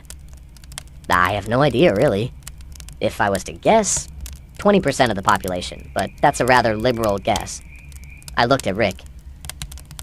He was staring at the ceiling, trying to add it up in his head. It was going to give him a migraine. Little wisps of smoke were starting to come out of his ears. I helped him out. Somewhere around 1.2 billion. That's worldwide. But think of this. After this infection burns out, there's going to be a massive die-off due to starvation, disease, lack of proper medical care, violence, well, you know the rest. You also have other variables. What kind of variables? Rick asked. Variables like Cheyenne Mountain and Raven Rock. They have contingency plans in place for mass catastrophe events such as this. They've also thought of this possibility and created what is called a continuity of government plan. I'd be willing to bet all of the NATO countries have a similar contingency plan, as well as Russia and China. I started to think about it. Did they survive? How are they going to restore order? I started a new page with the acronym COG written on top and started scribbling notes. Rick's attention had wandered, and now he focused on the other maps. Each wall had maps of the state and individual cities. He had framed pictures hanging on the walls at one time. Nice nature scenes, but a couple of nights ago, he got drunk, smashed them all up, and burned them in the fire. I swept up pieces of glass for the rest of the day. I'm glad we didn't cut our feet and get some kind of infection. At least now, we had empty wall space for our maps. He waved his hand toward them and looked at me. Let's say you and me go on a little recon mission this afternoon. We can start with Franklin. What happened with our plan of hunkering down here until spring? I asked. Rick looked at me as if I had said something involving bestiality and dog feces. Do you really want to live the rest of your life without a woman? He asked sarcastically. Now it was my turn to give him a look. I'm going to feed the livestock, and then I'm going for a run. Anything else you can think of that needs to be done? Yeah, start the generator. I'm going to take a hot shower. Then I'm going to get on the ham radio and see if I can raise any of those 1.2 billion people. And while you're on your run, put your brain to work on planning out a recon and scavenging mission. We got plenty of food and water, but we can always use some more dog food, and fuel. And most importantly, whiskey. And don't forget about females. I shook my head and chuckled at the old man as I strapped on a Glock handgun and a knife. I did not expect any trouble. Hell, we had not seen anyone since Junior left. I was not going to get my ass kicked again. The days of Zach Gunderson being a meek little lamb were over. I did a press check to ensure there was a bullet in the chamber, stretched, and then started out. There was a trail around the perimeter of the farm. We used it regularly to check the fence lines. My first mile was a little rough. I had not gone running since my little encounter due to the ribs.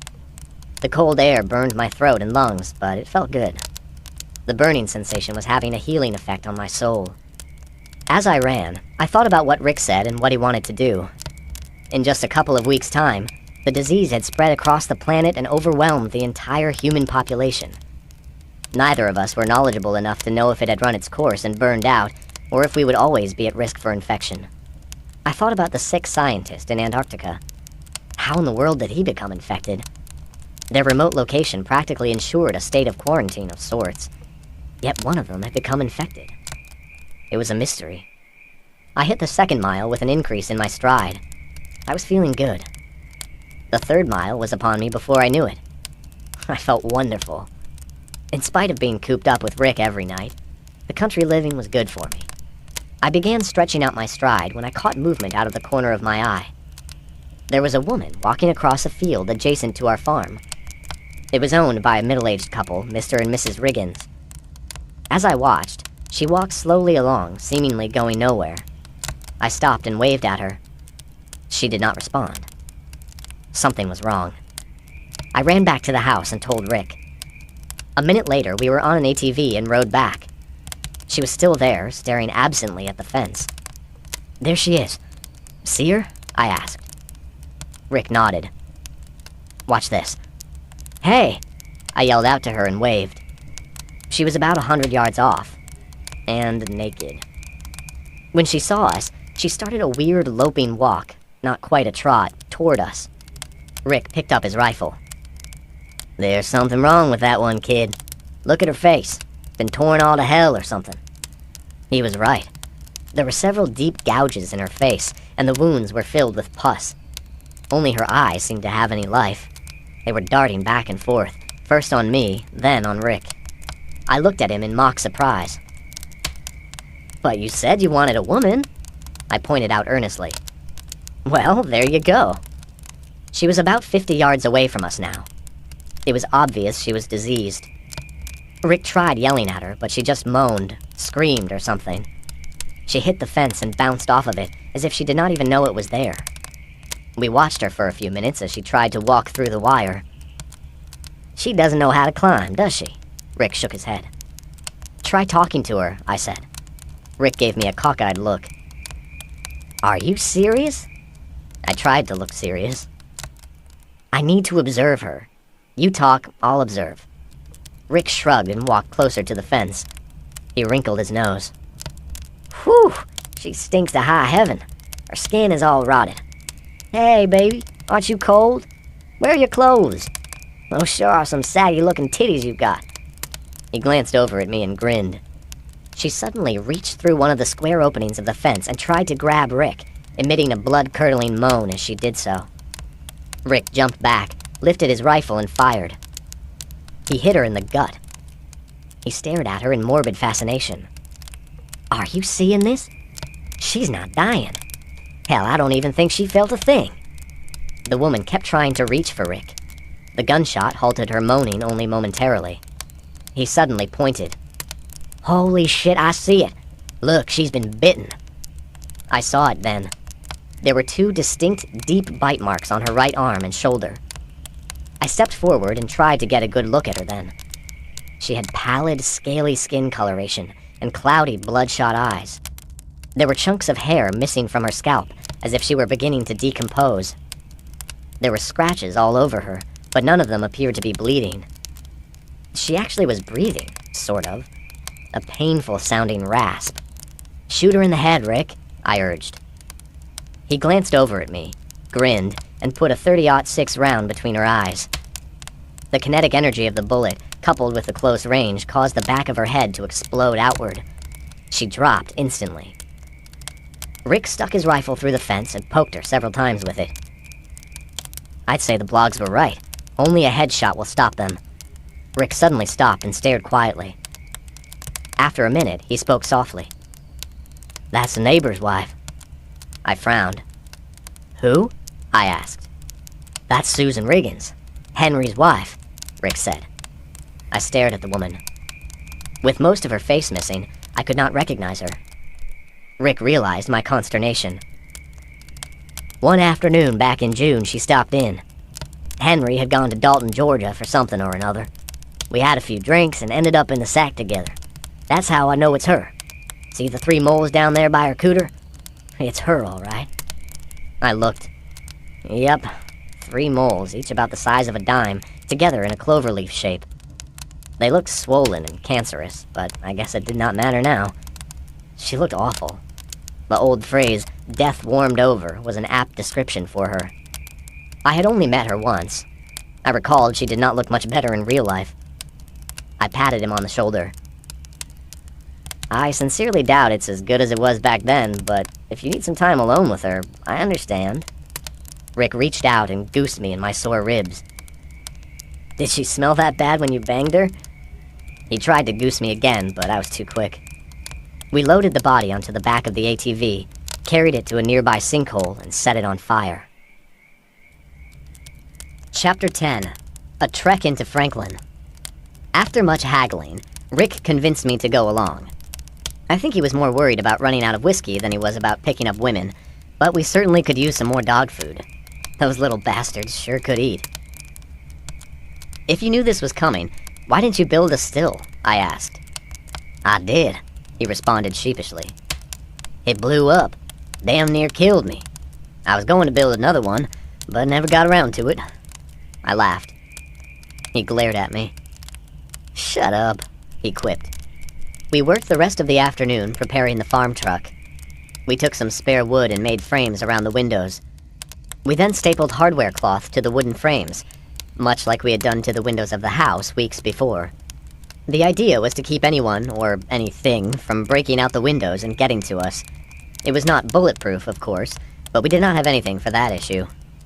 We cut out holes in the middle of each door window so we could stick our guns out. Murder holes. Why don't we just go up to Fort Campbell and steal a tank? Rick pondered while we were working. Might be a good possibility in the future. Do you know how to drive one and work on it? Did you mess with tanks when you were in the Army? Rick grunted. No, I was infantry, an airborne ranger. Well, it was a thought. We'll try to find some tank manuals for you to read up on. So, you got a route planned out? I do. Let's say we ride over to the Riggins house first. If there are any more zombies, we'll need to kill them off, I said. Rick glanced up at me. Well, somebody sure bit her, I added. Rick chuckled. No, I agree with you. It's just listening to you talk. It's not the same as it was just a short month ago. You've changed, kid. You're all hardcore now. You put on some muscle in the shoulders, too. Maybe when we get into town, we shop for some clothes as well. I smiled tightly as I finished stapling the last of the hardware cloth. Well, you've certainly helped me along. We admired our work for a minute and complimented each other with effluent gushiness. We then took an inventory of items we were going to carry with us. We each armed ourselves with a handgun, rifle, and knife. Extra ammo, water, and a cooler full of food were stored in the cab. We had pry bars, 2 spare tires, a gas-operated sawzall to cut open stubborn doors, rope, and chain with hooks on each end. Why don't we take the taillights off? I suggested. There's not going to be any cops writing tickets, and if we need to run away from someone, we don't need to make it easy for them to follow us. Rick shrugged, took a hammer, and busted them out. I frowned at him. I was thinking more like using a screwdriver and removing them carefully, but whatever. I took the license plate off as well and removed the registration from the glove box. Why'd you do that? Rick asked. If we have to abandon the truck, we don't want anyone to figure out where we live by checking the registration, I explained. Rick nodded and slapped me on the back. Nice thinking. All right, my man, we've got a lot done. Let's go eat dinner, get to bed early.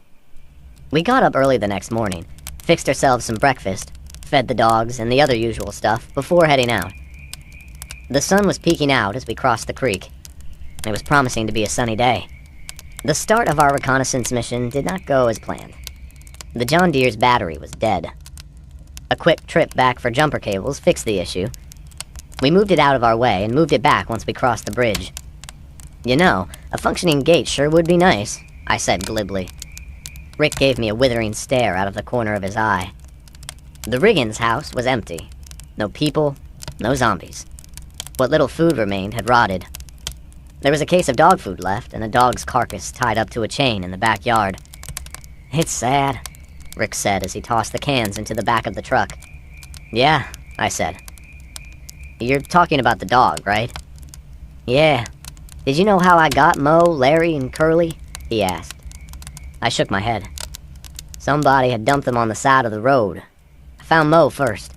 About a week later, I found Larry and Curly. They were on the brink of starvation. People can be real assholes.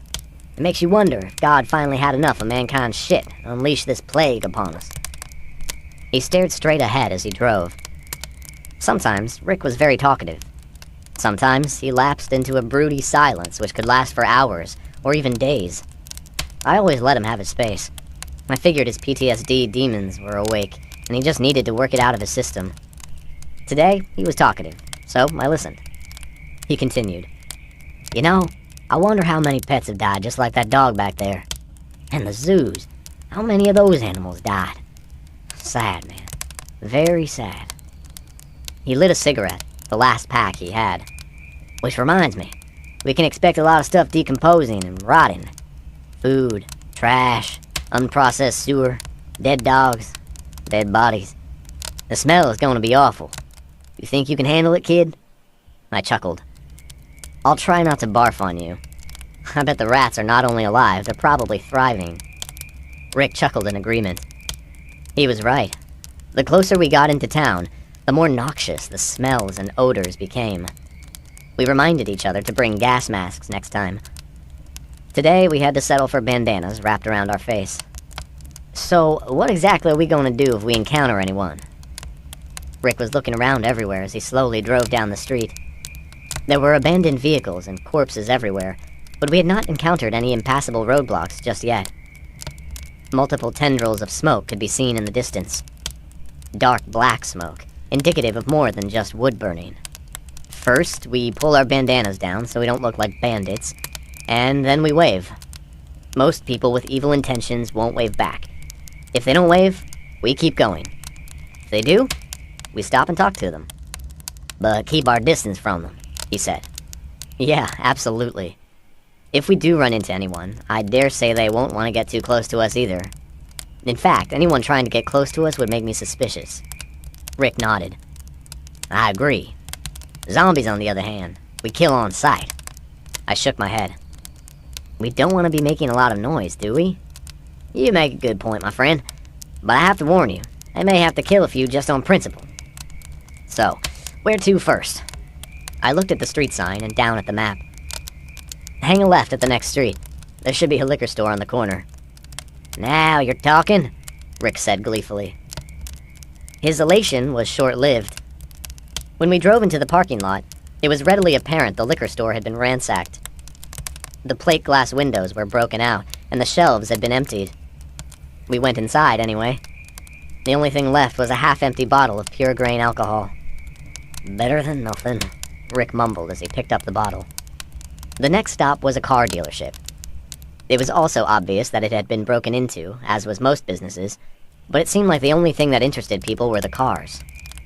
We made our way back into the shop and broke into the supply room. We found several spare parts for our trucks. I like your thinking, kid. Long term. Always think long term. I would not have even thought of spare parts and fan cables. Let's get some synthetic oil while we're here. We stocked up and made our way to a vet clinic for dog supplies. It too had been ransacked, but it looked like whoever broke in was looking for drugs. We found an ample supply of heartworm pills, flea shampoo, and other antibiotics intended for house pets. We also found the kennel in back. We suspected what we'd find, but we looked anyway. The cages contained the carcasses of several pets. Rick swore silently and took a swig of alcohol. There were dead and decaying bodies scattered around. On one street, there would be none, or just a solitary corpse. Turning the corner, there were dozens of decomposing bodies stacked like cordwood. Several houses and buildings had burned to the ground. We were getting accustomed to the chaos and carnage. One house had a fire truck parked in front of it. There were some firemen lying supine. It looked like they had been ravaged. Stop here, I shouted excitedly. Rick hit the brakes. We can use the fire hose, and the truck probably has some good tools on it too, I explained. Rick looked around. I don't see anyone lurking about, but let's make it quick. I agreed. We gathered up a couple of fire hoses and the tools that firemen always carried. Rick pointed at one of the dead firemen. They had oxygen gear, but the oxygen was depleted. As he approached, one of the firemen started moving. Holy shit, they're zombies! I walked up and buried my newly acquired fire axe into his head before he could stand up and bite one of us. Bada boom! Rick shouted gleefully. I held my finger over my lips. Rick smiled mischievously and pointed at another fireman that was struggling to stand, even though he had a missing leg. I walked over and dispatched him as well. Rick grinned. We gathered up anything we thought we could use, including the empty oxygen tanks. I pointed at the dead firemen. This turnout gear could come in handy. Getting the protective helmets off of their heads was pretty easy, but we had to wrestle the corpses to get the jackets and pants off. Both of us dry-heaved a couple of times. I don't know, kid. If we can't get the smell out of the gear, there's no way in hell I'll wear any of it. I agreed. We threw all of it in the bed of the truck anyway and drove on. Rick started as we drove into the parking lot of a Lowe's. Heads up, he said as he stopped at the entrance. He nodded toward the front of the store. There were two men standing there looking at us. We had about 100 feet between us. They did not look very old, maybe early 20s, and they were armed with handguns. They had them stuck in their waistbands like they were street gangsters. We pulled our bandanas down. I stepped out of the truck and waved. They did not wave back. I got back in the truck. So, what do you want to do? Rick asked. Drive on. We don't need any confrontations. We need to survive. We can revisit this store later. I looked at him seriously. After all, who's gonna take care of all the pussy out there if we're dead? He grunted in agreement and made a U-turn out of the parking lot. I looked behind us as we left. The two men ran to a parked car. They're gonna follow us. I guess we should head back. Rick glanced over. Not quite, Zach. We're going back to the liquor store. The big car wreck and all those abandoned cars around it form a perfect bottleneck. A perfect kill zone. We're gonna be waiting for them on the other side. They ain't gonna like what happens next. Rick punched the gas. You had to slow down to a near crawl to get through the mass of wrecked cars and make a sharp left into the parking lot. We left the truck parked in front of the liquor store with the doors left open. It worked exactly as Rick had planned. They were in a baby blue BMW. Not the kind of car I'd be riding around in post-apocalypse, but whatever. They entered the bottleneck and slowed to a crawl. Once they made the left turn, they spotted our truck and stopped suddenly. They sat there looking at our truck, wondering where we were. I could see them through the windshield talking to each other. After a minute, the passenger got out. He slowly approached our truck and peeked inside. He looked toward the liquor store, looked back at his friend, and pointed toward the store. His friend got out of the car and walked up. The tall one looked in our truck again. I heard him say, "No keys," in a hushed voice. Apparently, it meant something of significance. Maybe they intended to steal it. I was crouched down behind a car. Rick was in the back of a minivan on the opposite side of the wreck. If they just looked around, they would have probably seen me. They both focused their attention on the interior of the liquor store. The shorter of the two was pointing his handgun toward the entrance. The other one finally yelled out, "Hello?" Rick must have grown impatient with them. He answered, "Why, hello, bitches. Now drop those guns if you want to live." He growled out the last as he stuck the barrel of his Winchester out a broken window. I must admit, it even frightened me a little bit. The two men turned toward Rick, but did not drop their weapons. The short one spoke. "You don't understand. We're friendly. We just wanted to talk." There was no friendliness in his eyes. "If you still have a gun in your hand by the time I close my mouth, you'll be talking to God. Now drop those weapons." The taller one dropped his gun immediately. The other one just stood there and stared at Rick. He started to say something and then tried to bring his gun up. He did not get a chance. Rick shot him square in the chest. The other man dropped down in a crouch beside our truck and looked at his weapon lying a mere foot away from him. He was temporarily hidden from Rick. He knew it and started to reach for it. I stood up then. He jumped when he saw me and immediately raised his hands. I ordered him to stand up as Rick walked around and faced him. "Who the hell are you, and why did you come after us?" Rick demanded. "I'm Chad. Chad Smith. Why'd you kill Frodo, for Christ's sake? We just wanted to talk to you guys," he lamented. His whole body was now shaking, and he was having trouble talking without stammering. Rick poked him in the chest with his rifle. "You are a goddamn liar is what you are, Chad Smith. You two came after us with weapons. You jumped out of your car with guns in your hands, and then your stupid friend chose to point a gun at me. By the way, Frodo is a character in The Lord of the Rings. He was an honorable and heroic man, one of my favorite characters of all time." Rick nodded toward Frodo's lifeless body. "Your friend was neither honorable nor heroic." Chad looked at his recently deceased acquaintance. "His real name was Francis," he said. Rick snorted in contempt and spat. He reached over and pulled a pack of cigarettes out of Chad's shirt pocket. He lit one and blew the smoke in Chad's face. "Are you gonna kill me?" he asked weakly. "Any reason why we shouldn't?" I asked. "You were going to kill us." "No, sir." I think he directed it toward me, although it was obvious he was a couple of years older. "I swear to God we weren't. We're just hungry.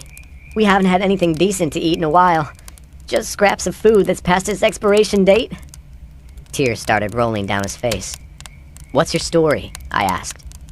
He looked at me blankly. "How did you guys survive? Where did you come from? All that stuff. Tell me everything. Be truthful." I pointed at Rick. "Because he doesn't like being lied to." Chad hastened a glance at Rick. Rick stared at him without emotion. His long hair was tied back in a ponytail, and about a month's growth of beard covered his face. Crow's feet were permanently etched around his eyes. He looked like a cold-blooded killer. He must have been a mean mother back in his Nam days. Well, we both are college students at Vanderbilt. Or we were. When everyone got sick, we went to his parents' house. They were vacationing in Aruba at the time." He looked at Rick cautiously. "Frodo's parents are very rich. Or they were. I guess they're dead now." He glanced down, lost in thought. Rick poked him again. "Oh yeah, well, we just holed up in his parents' house until the food ran out. We broke into a couple of the neighbors' houses, ran into some zombies. You know. Have you run into anybody else that wasn't infected? The question seemed to make him nervous. It seemed odd, but then it dawned on me. You two fuckers have been killing people, haven't you? I phrased it as a question, but I already knew the answer. Rick poked him in the chest hard. Answer me, I demanded. He started sobbing now, but it did not seem real. Contrived, more likely. I didn't want to. We came across an older couple yesterday. They wouldn't share their food with us, so Frodo shot them. I tried to tell him not to do it, but he did it anyway. And you cried for them the whole time you ate their food, I bet. Did you give them a Christian burial, or did you leave them lying where they fell? Chad continued sobbing. He could not answer. He didn't need to. Rick and I knew the answer. I could see the look on Rick's face. He was ready to execute Chad. Chad looked downright pitiful at that moment. His clothes were dirty, his face unshaven and oily. His hair was downright greasy from too many days without soap and water, and he was very skinny. We must have looked like aliens to him. We had showered and put on clean clothes this morning. I shaved off the little scruff of whiskers that I had, and even though Rick had a full beard, it was neatly trimmed. It was scraggly as hell until last night, when I made a passing comment that he'd never get a woman looking the way he did. The next thing I know, he was in the bathroom with a lantern and some scissors, trimming away. Rick looked over at me. I shrugged my shoulder as if to say, I don't give a shit if you kill him. Rick nodded and raised his rifle. At the moment he was about to pull the trigger, a couple of zombies came around the side of the building. When they spotted us, they started moaning in ecstasy and made a beeline toward us. The two of us shot quickly. Rick scored a direct hit between the eyes. My aim was off just a bit. My bullet grazed off of the cheekbone of my target. It continued a loping charge at me. I took aim and shot again. Bullseye. They dropped in a heap. Rick walked over to them, looked them over to make sure they were dead, and started laughing. He pointed. You just killed a cop. I looked at the zombie. His tattered rags were the remains of a police officer's uniform. His badge was gone, but he was still wearing a duty belt, although his gun was missing. I chuckled just a bit. Chad spoke up. It's the noise. Those things are attracted to noise. He looked around. There will be more of them coming soon. A lot more. We should get out of here. I made a decision then.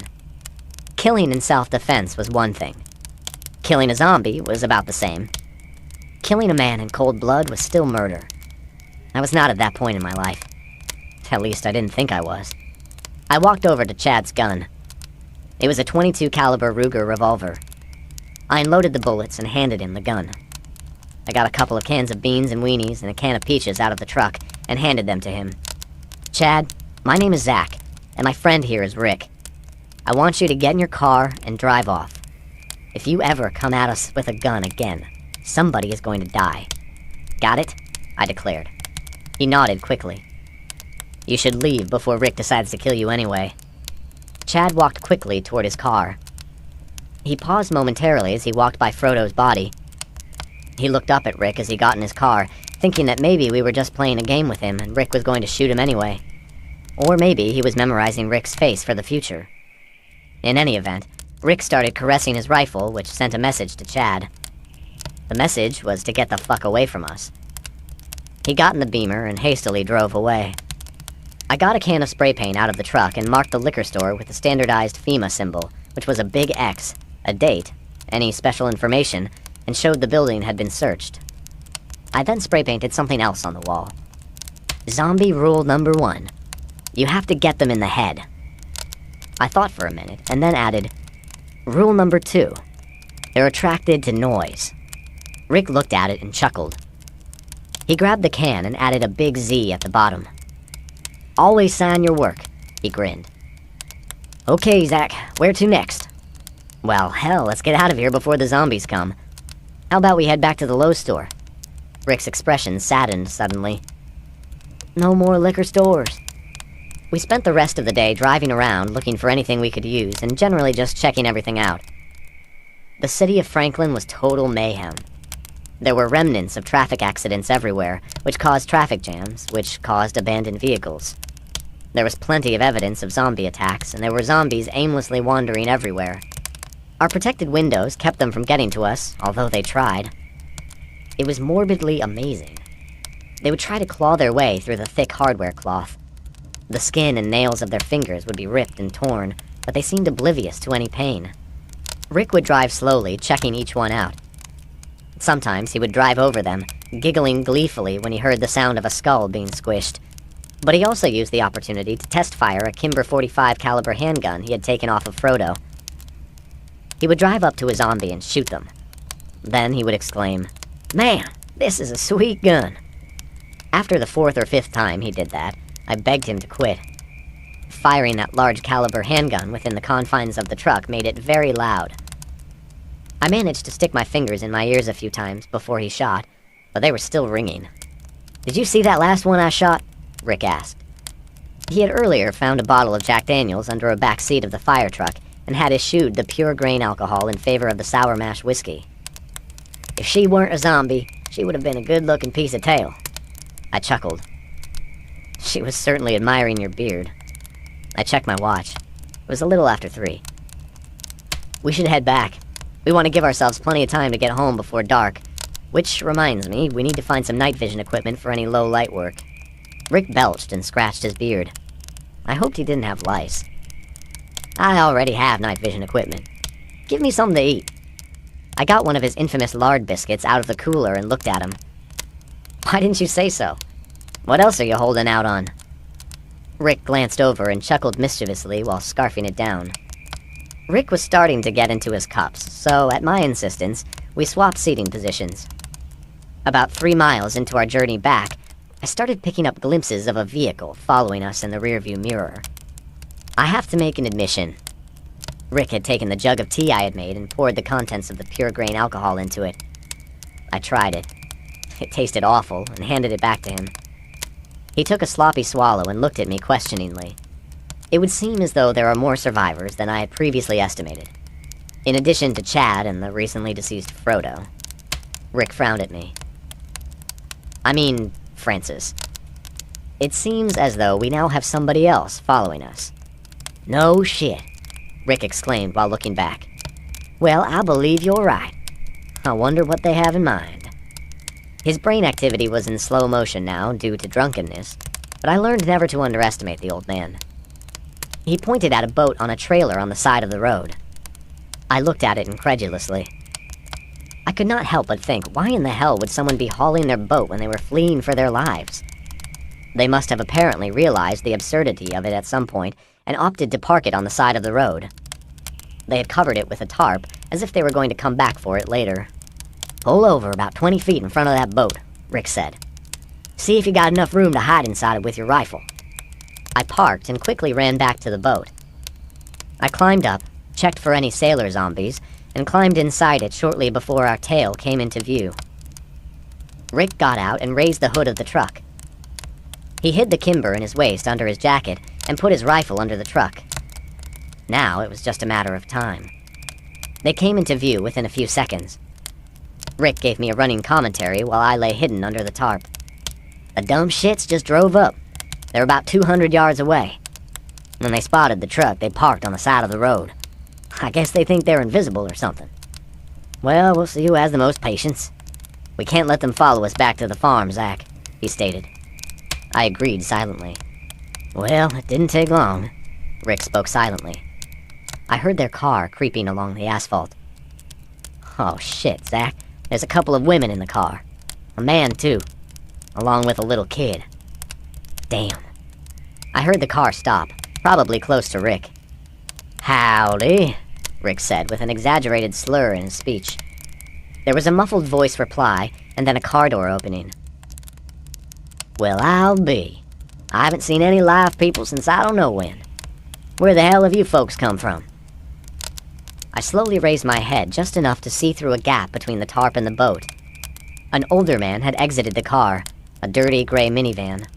Chrysler, I believe. "Well, sir, we're from Fayetteville.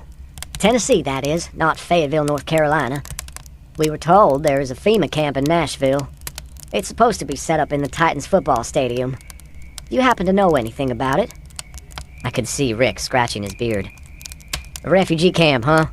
That's the first I've heard of it. But like I said, I haven't seen any real people in quite a while. Have you people seen any zombies? I could see the old man look back at the people still sitting in the car. We have, sir. They're everywhere. Fayetteville's full of them. We barely got out with our lives. We were making our way along I-65 when we saw you in your truck. We thought we'd take a chance. The old man looked around. I could have sworn there were two of you. Rick chuckled. Might have been two of us. I tend to see people who may or may not be there when I get to drinking. Rick leaned toward him. I'm sure he did it so the old man could smell the liquor on his breath. Say, do you guys have any fresh gas or food? I think I got some bad stuff in my truck. She's not running worth a shit. The old man quickly shook his head. And I keep saying old man. He was actually close to Rick's age, maybe a couple of years older. He was about an inch shorter than I am, with dark black hair, but the roots were almost white. The mustache had the same color scheme. He had run out of that Grecian Formula 44 about a week ago, I'd guess. I'm sorry, sir, we don't have much gas left, and as you can see, I've got several mouths to feed. Rick changed the subject quickly. He was no longer exaggerating with the slurring. You have a military bearing to you. What unit were you in? The man dropped his jaw open momentarily, but recovered quickly. The 2nd of the 502nd, Charlie Company. What about you? 2nd of the 75th, Bravo Company. I thought you had the look about you. Rick turned to me. Zach, come on out. I heard most of the conversation. If he passed Rick's inspection, it was good enough for me, I suppose. I jumped out of the boat and walked up warily. I was holding my rifle casually, but kept it pointed in the direction of the occupants of the car. The stranger held a hand up. There's no need for that, son. He looked over at his family, who were still sitting in the car. It's okay. Come on out. There were two women. One was in her late 30s. One girl was a teenager about my age, and there was a boy about 10 years old. This is my daughter and her two kids. His face clouded momentarily. The rest of the family did not make it. This is what is left of the Frierson family. I'm Don. He shook hands with Rick and me. This is Janet, her daughter Julie, and her son Tommy. They were a sorry-looking lot. They looked and smelled as if they'd been riding in their car for a few days without bathing. Rick and I introduced ourselves. Rick took a particularly long time shaking Janet's hand. I did a pretty good job of hiding my grin until Rick looked at me and winked. Are y'all hungry? We've got some food with us, I said. They all nodded, and I thought that they were actually going to start salivating at the mention of food. I retrieved the cooler out of the truck and set it on the road in front of them. We've got an assortment of snack foods, and Rick made up a big batch of biscuits. We had to use powdered milk, so they may taste a little funny. In all, not very high in nutrition, but it'll fill you up. There was a collective gasp when I opened the cooler and they gazed at the food in stark wonder. I guess they had not eaten much in a while. Don went around to the back of the minivan and came back with a case of 12-ounce cans of Coca-Cola. I found these in an abandoned car this morning. I'm afraid we've had the heater going, so they may be a bit warm. He grabbed one and popped it open. It spewed on him. Rick burst out laughing, which caused me to start laughing. Don looked at us, as did the rest of them. I don't think they had laughed or heard laughter in quite a while. But the laughter was contagious, and soon everyone was chuckling. We sat in the middle of the road, eating and drinking and asking questions of each other. Rick, is Zach your son? Rick shook his head and reluctantly offered his jug of laced tea to Don. Don took it, wiped the mouth of the jug, and took a swig before handing it back. This here is the famous Zach, killer of zombies, hither and yon. Rick looked wistfully off into the distance. Oh no, I've seen the look before. I always called it the here comes the bullshit look. One day I was minding my own business, when suddenly I was beset upon by a whole slew of zombies. Must have been at least 50 of them. He gave Janet and Julie a wide-eyed stare. I tell you, ladies, I was a goner for sure. Then Zach came along, armed with the same rifle he now has. He killed every one of them with extreme prejudice. Rick looked at Julie, who was casting glances at me. I was feeling a little embarrassed at the sudden attention, and wanted him to change the subject. He saved my life, We've been partners ever since. He started to take another swig, but suddenly remembered that Janet, a real live female with an impressive rack, was sitting nearby. He offered her the jug. She hesitated a moment, and then took it. She took a tentative swallow and handed it back to Rick with a quiet thank you. He beamed. Even I could see a shit-eating grin through his thick beard. Dawn chuckled.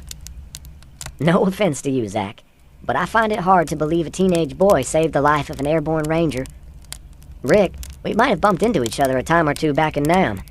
When were you there? Rick started to belch, but held it down. Just a few months in the summer of '68. Caught some shrapnel in my leg. Messed it up pretty good, so they sent me home. If I had to do it over again, I'd have joined the Peace Corps. Was it a booby trap? Dawn asked. Rick nodded once. Dawn looked thoughtful. Those things killed a lot of good men, he said quietly. You could tell the two men had triggered some past memories. I glanced over at Julie. I caught her staring at me, and she quickly looked away. In spite of her dirty hair and face, she was quite pretty. She had deep chestnut brown hair with streaks of either highlights or dirt, and pretty blue eyes. She was a younger version of her mother, without the big breasts. I suspected the mother had a boob job, but Rick sure didn't mind. He could hardly keep his eyes off of them, even though she was wearing a jacket. I broke Dawn out of his reverie. Mr. Fearson, can you tell us about Fayetteville and the trip up here? He looked up and then realized I was talking to him. Oh, sure. When the flu outbreak first started, we, as in the city officials, had created refugee centers at the schools. It was working out fairly well at first. There were a few scuffles here and there. It was pretty crowded, but overall it wasn't too bad. But within a few days, things got ugly. The sick, and there were a lot of sick, started turning into these things. Zombies, Rick piped in. Yeah, whatever you want to call them. They started attacking people. The police were forced to start shooting, but it didn't seem to stop them. Zach's zombie rule number 1. You got to go for the head, Rick said smugly, and took a big swig. I saw Julie looking at me again. So, yeah, I'm a teenager and have raging hormones. I haven't even been near a female since before Thanksgiving. Her attention, no matter how innocent it was having an effect. I hunched forward and crossed my arms in front of my lap, lest someone would spot the particular effect it was having. What's that? Dawn asked of Rick. Rick smiled and pointed over to me. Are there some kind of rules or something? He asked me. I hunched over a bit further. Well, not really, I replied. I'm kind of making them up as I go along. I've been trying to analyze them with the scant amount of information we've got. For instance, we don't know how it started, its genesis. From what we've seen on the news reports and the internet before they went down, it started out as some type of flu bug. It quickly grew to pandemic proportions, apparently faster than any other flu outbreak in modern history. I looked around and continued. It appeared to have originated in the Middle East, maybe Egypt. Rick and I tracked it as it spread across Africa, Europe, Asia, and the Americas. It had no predictable pattern, which is probably due to the modern age of travel. You know, a person can hop on a plane and travel from Cairo to France to New York in 24 hours or less. If they're infected, they can spread it everywhere they go, and then, of course, it spreads exponentially. I stopped a moment, but everyone was giving me their undivided attention, so I continued. The virus, and that seems to be what it is, seems to gestate quickly and mutates the host. It seems as though a deadly side effect of the infection is the host becomes very violent. They lose their higher reasoning and thinking processes. They can't figure out things like how to climb over a fence, or maybe open a door, but their gross motor skills are probably enhanced. They feel no pain. It's possible their central nervous system is just gone, but at least parts of their brain still works. So, only if you go for the head will they truly die. Oh, we know for a fact they can hear and see, so they can probably smell as well. You might want to consider those facts in the future if you light a fire and cook outside. Or wear perfume. I had noticed the females were wearing perfume, which, even though the body odor was still noticeable, smelled good nonetheless. How long did you guys stay in Fayetteville before you decided to come north? The 4 of them continued to stare at me a moment. Dawn looked over at Rick. Rick winked. He's a smart one. He would have been a doctor or a rocket scientist one day. Dawn chuckled and reached for the jug. Janet spoke up. A group of us managed to secure the gym of the high school from the zombies. We had plenty of water, but the food quickly ran out. My husband and a few other men tried to go out and scavenge for food. We watched helplessly as they were attacked. She looked over at me. They shot at them, but apparently nothing to the head. The zombies kept coming, and there were just too many of them. She stifled a sob, grabbed the jug, and took a long swallow. This stuff grows on you, she said. They were all eaten alive, Julie said quietly. Tommy began sobbing. Now hush, Julie. You know it still upsets him, Janet said. She grimaced as if she was holding back her own tears, but it seemed contrived. I slowly nodded my head. We read of similar stories on the internet. I kind of thought it was BS or imaginations run wild, but apparently it's true. I looked at them. Did you see any of the zombies attack animals, like the family dog or cat? Or did they only go for humans? Oh yeah, any living animal they could get their teeth on, Dawn replied. Did anyone become infected after the people who were secured in the schools? I mean, you lock down the school with people who appear healthy, and one day someone turns. Did anything like that happen? Janet nodded. A little girl about Tommy's age. She seemed as healthy as anyone did, but one evening she got sick. Then she attacked her mother. It snowballed from there. Were you there? I asked. She nodded again. Tell me how it happened. What were the first symptoms? Janet shook her head. The little girl's mother probably saw the first symptoms, but hid them from everyone else. The first time anyone noticed, the girl was sweating, incoherent, and her body was having spasms. It's hard to describe, but it wasn't really a seizure. They were odd muscle tics. Her skin became pale and splotchy. Oh, and she had a lot of phlegm.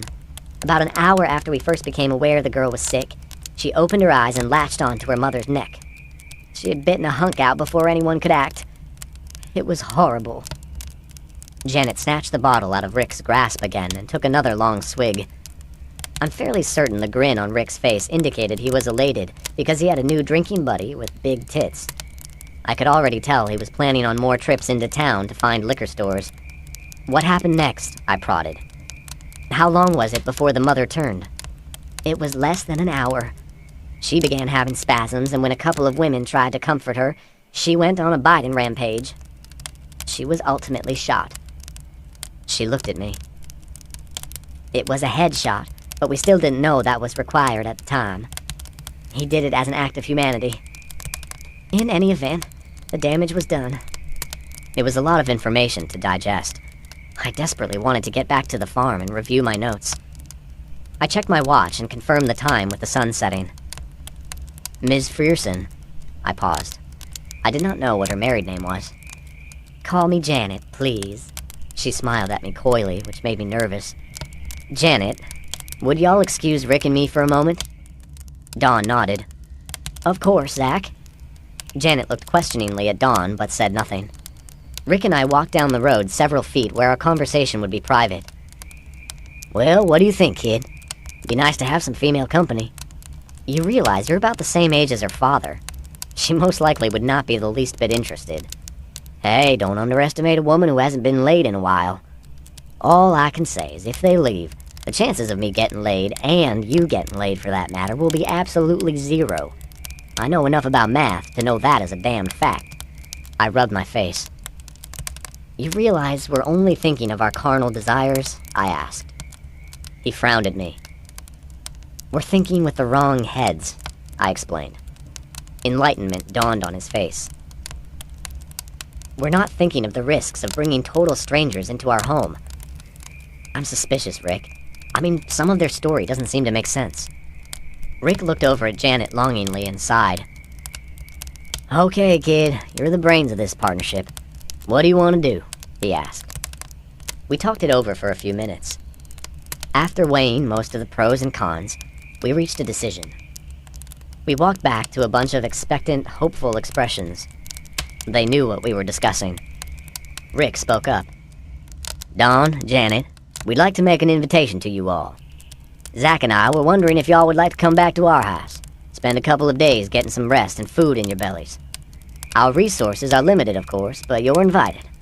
Fair warning, though, for the past couple of months it has been the two of us and 3 mangy dogs living in an old house. It's not the cleanest in the world. And it's not a luxury spa. We'll definitely expect help with chores. I want you all to know as well that if Zach or I spot any symptoms of the zombie plague from any of you, our solution will be simple. Headshots. So, what do you say? Don stood and wiped his hands together. Gentlemen, we be honored. He held out his hand and we both shook it.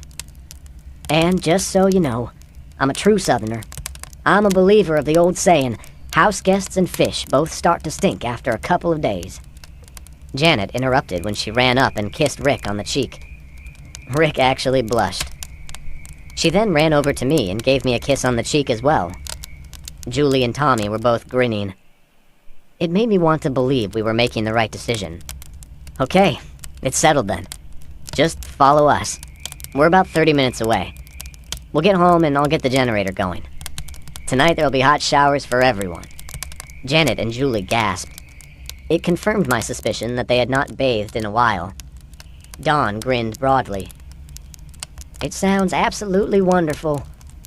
Look! Tommy pointed down the road. I looked in his direction.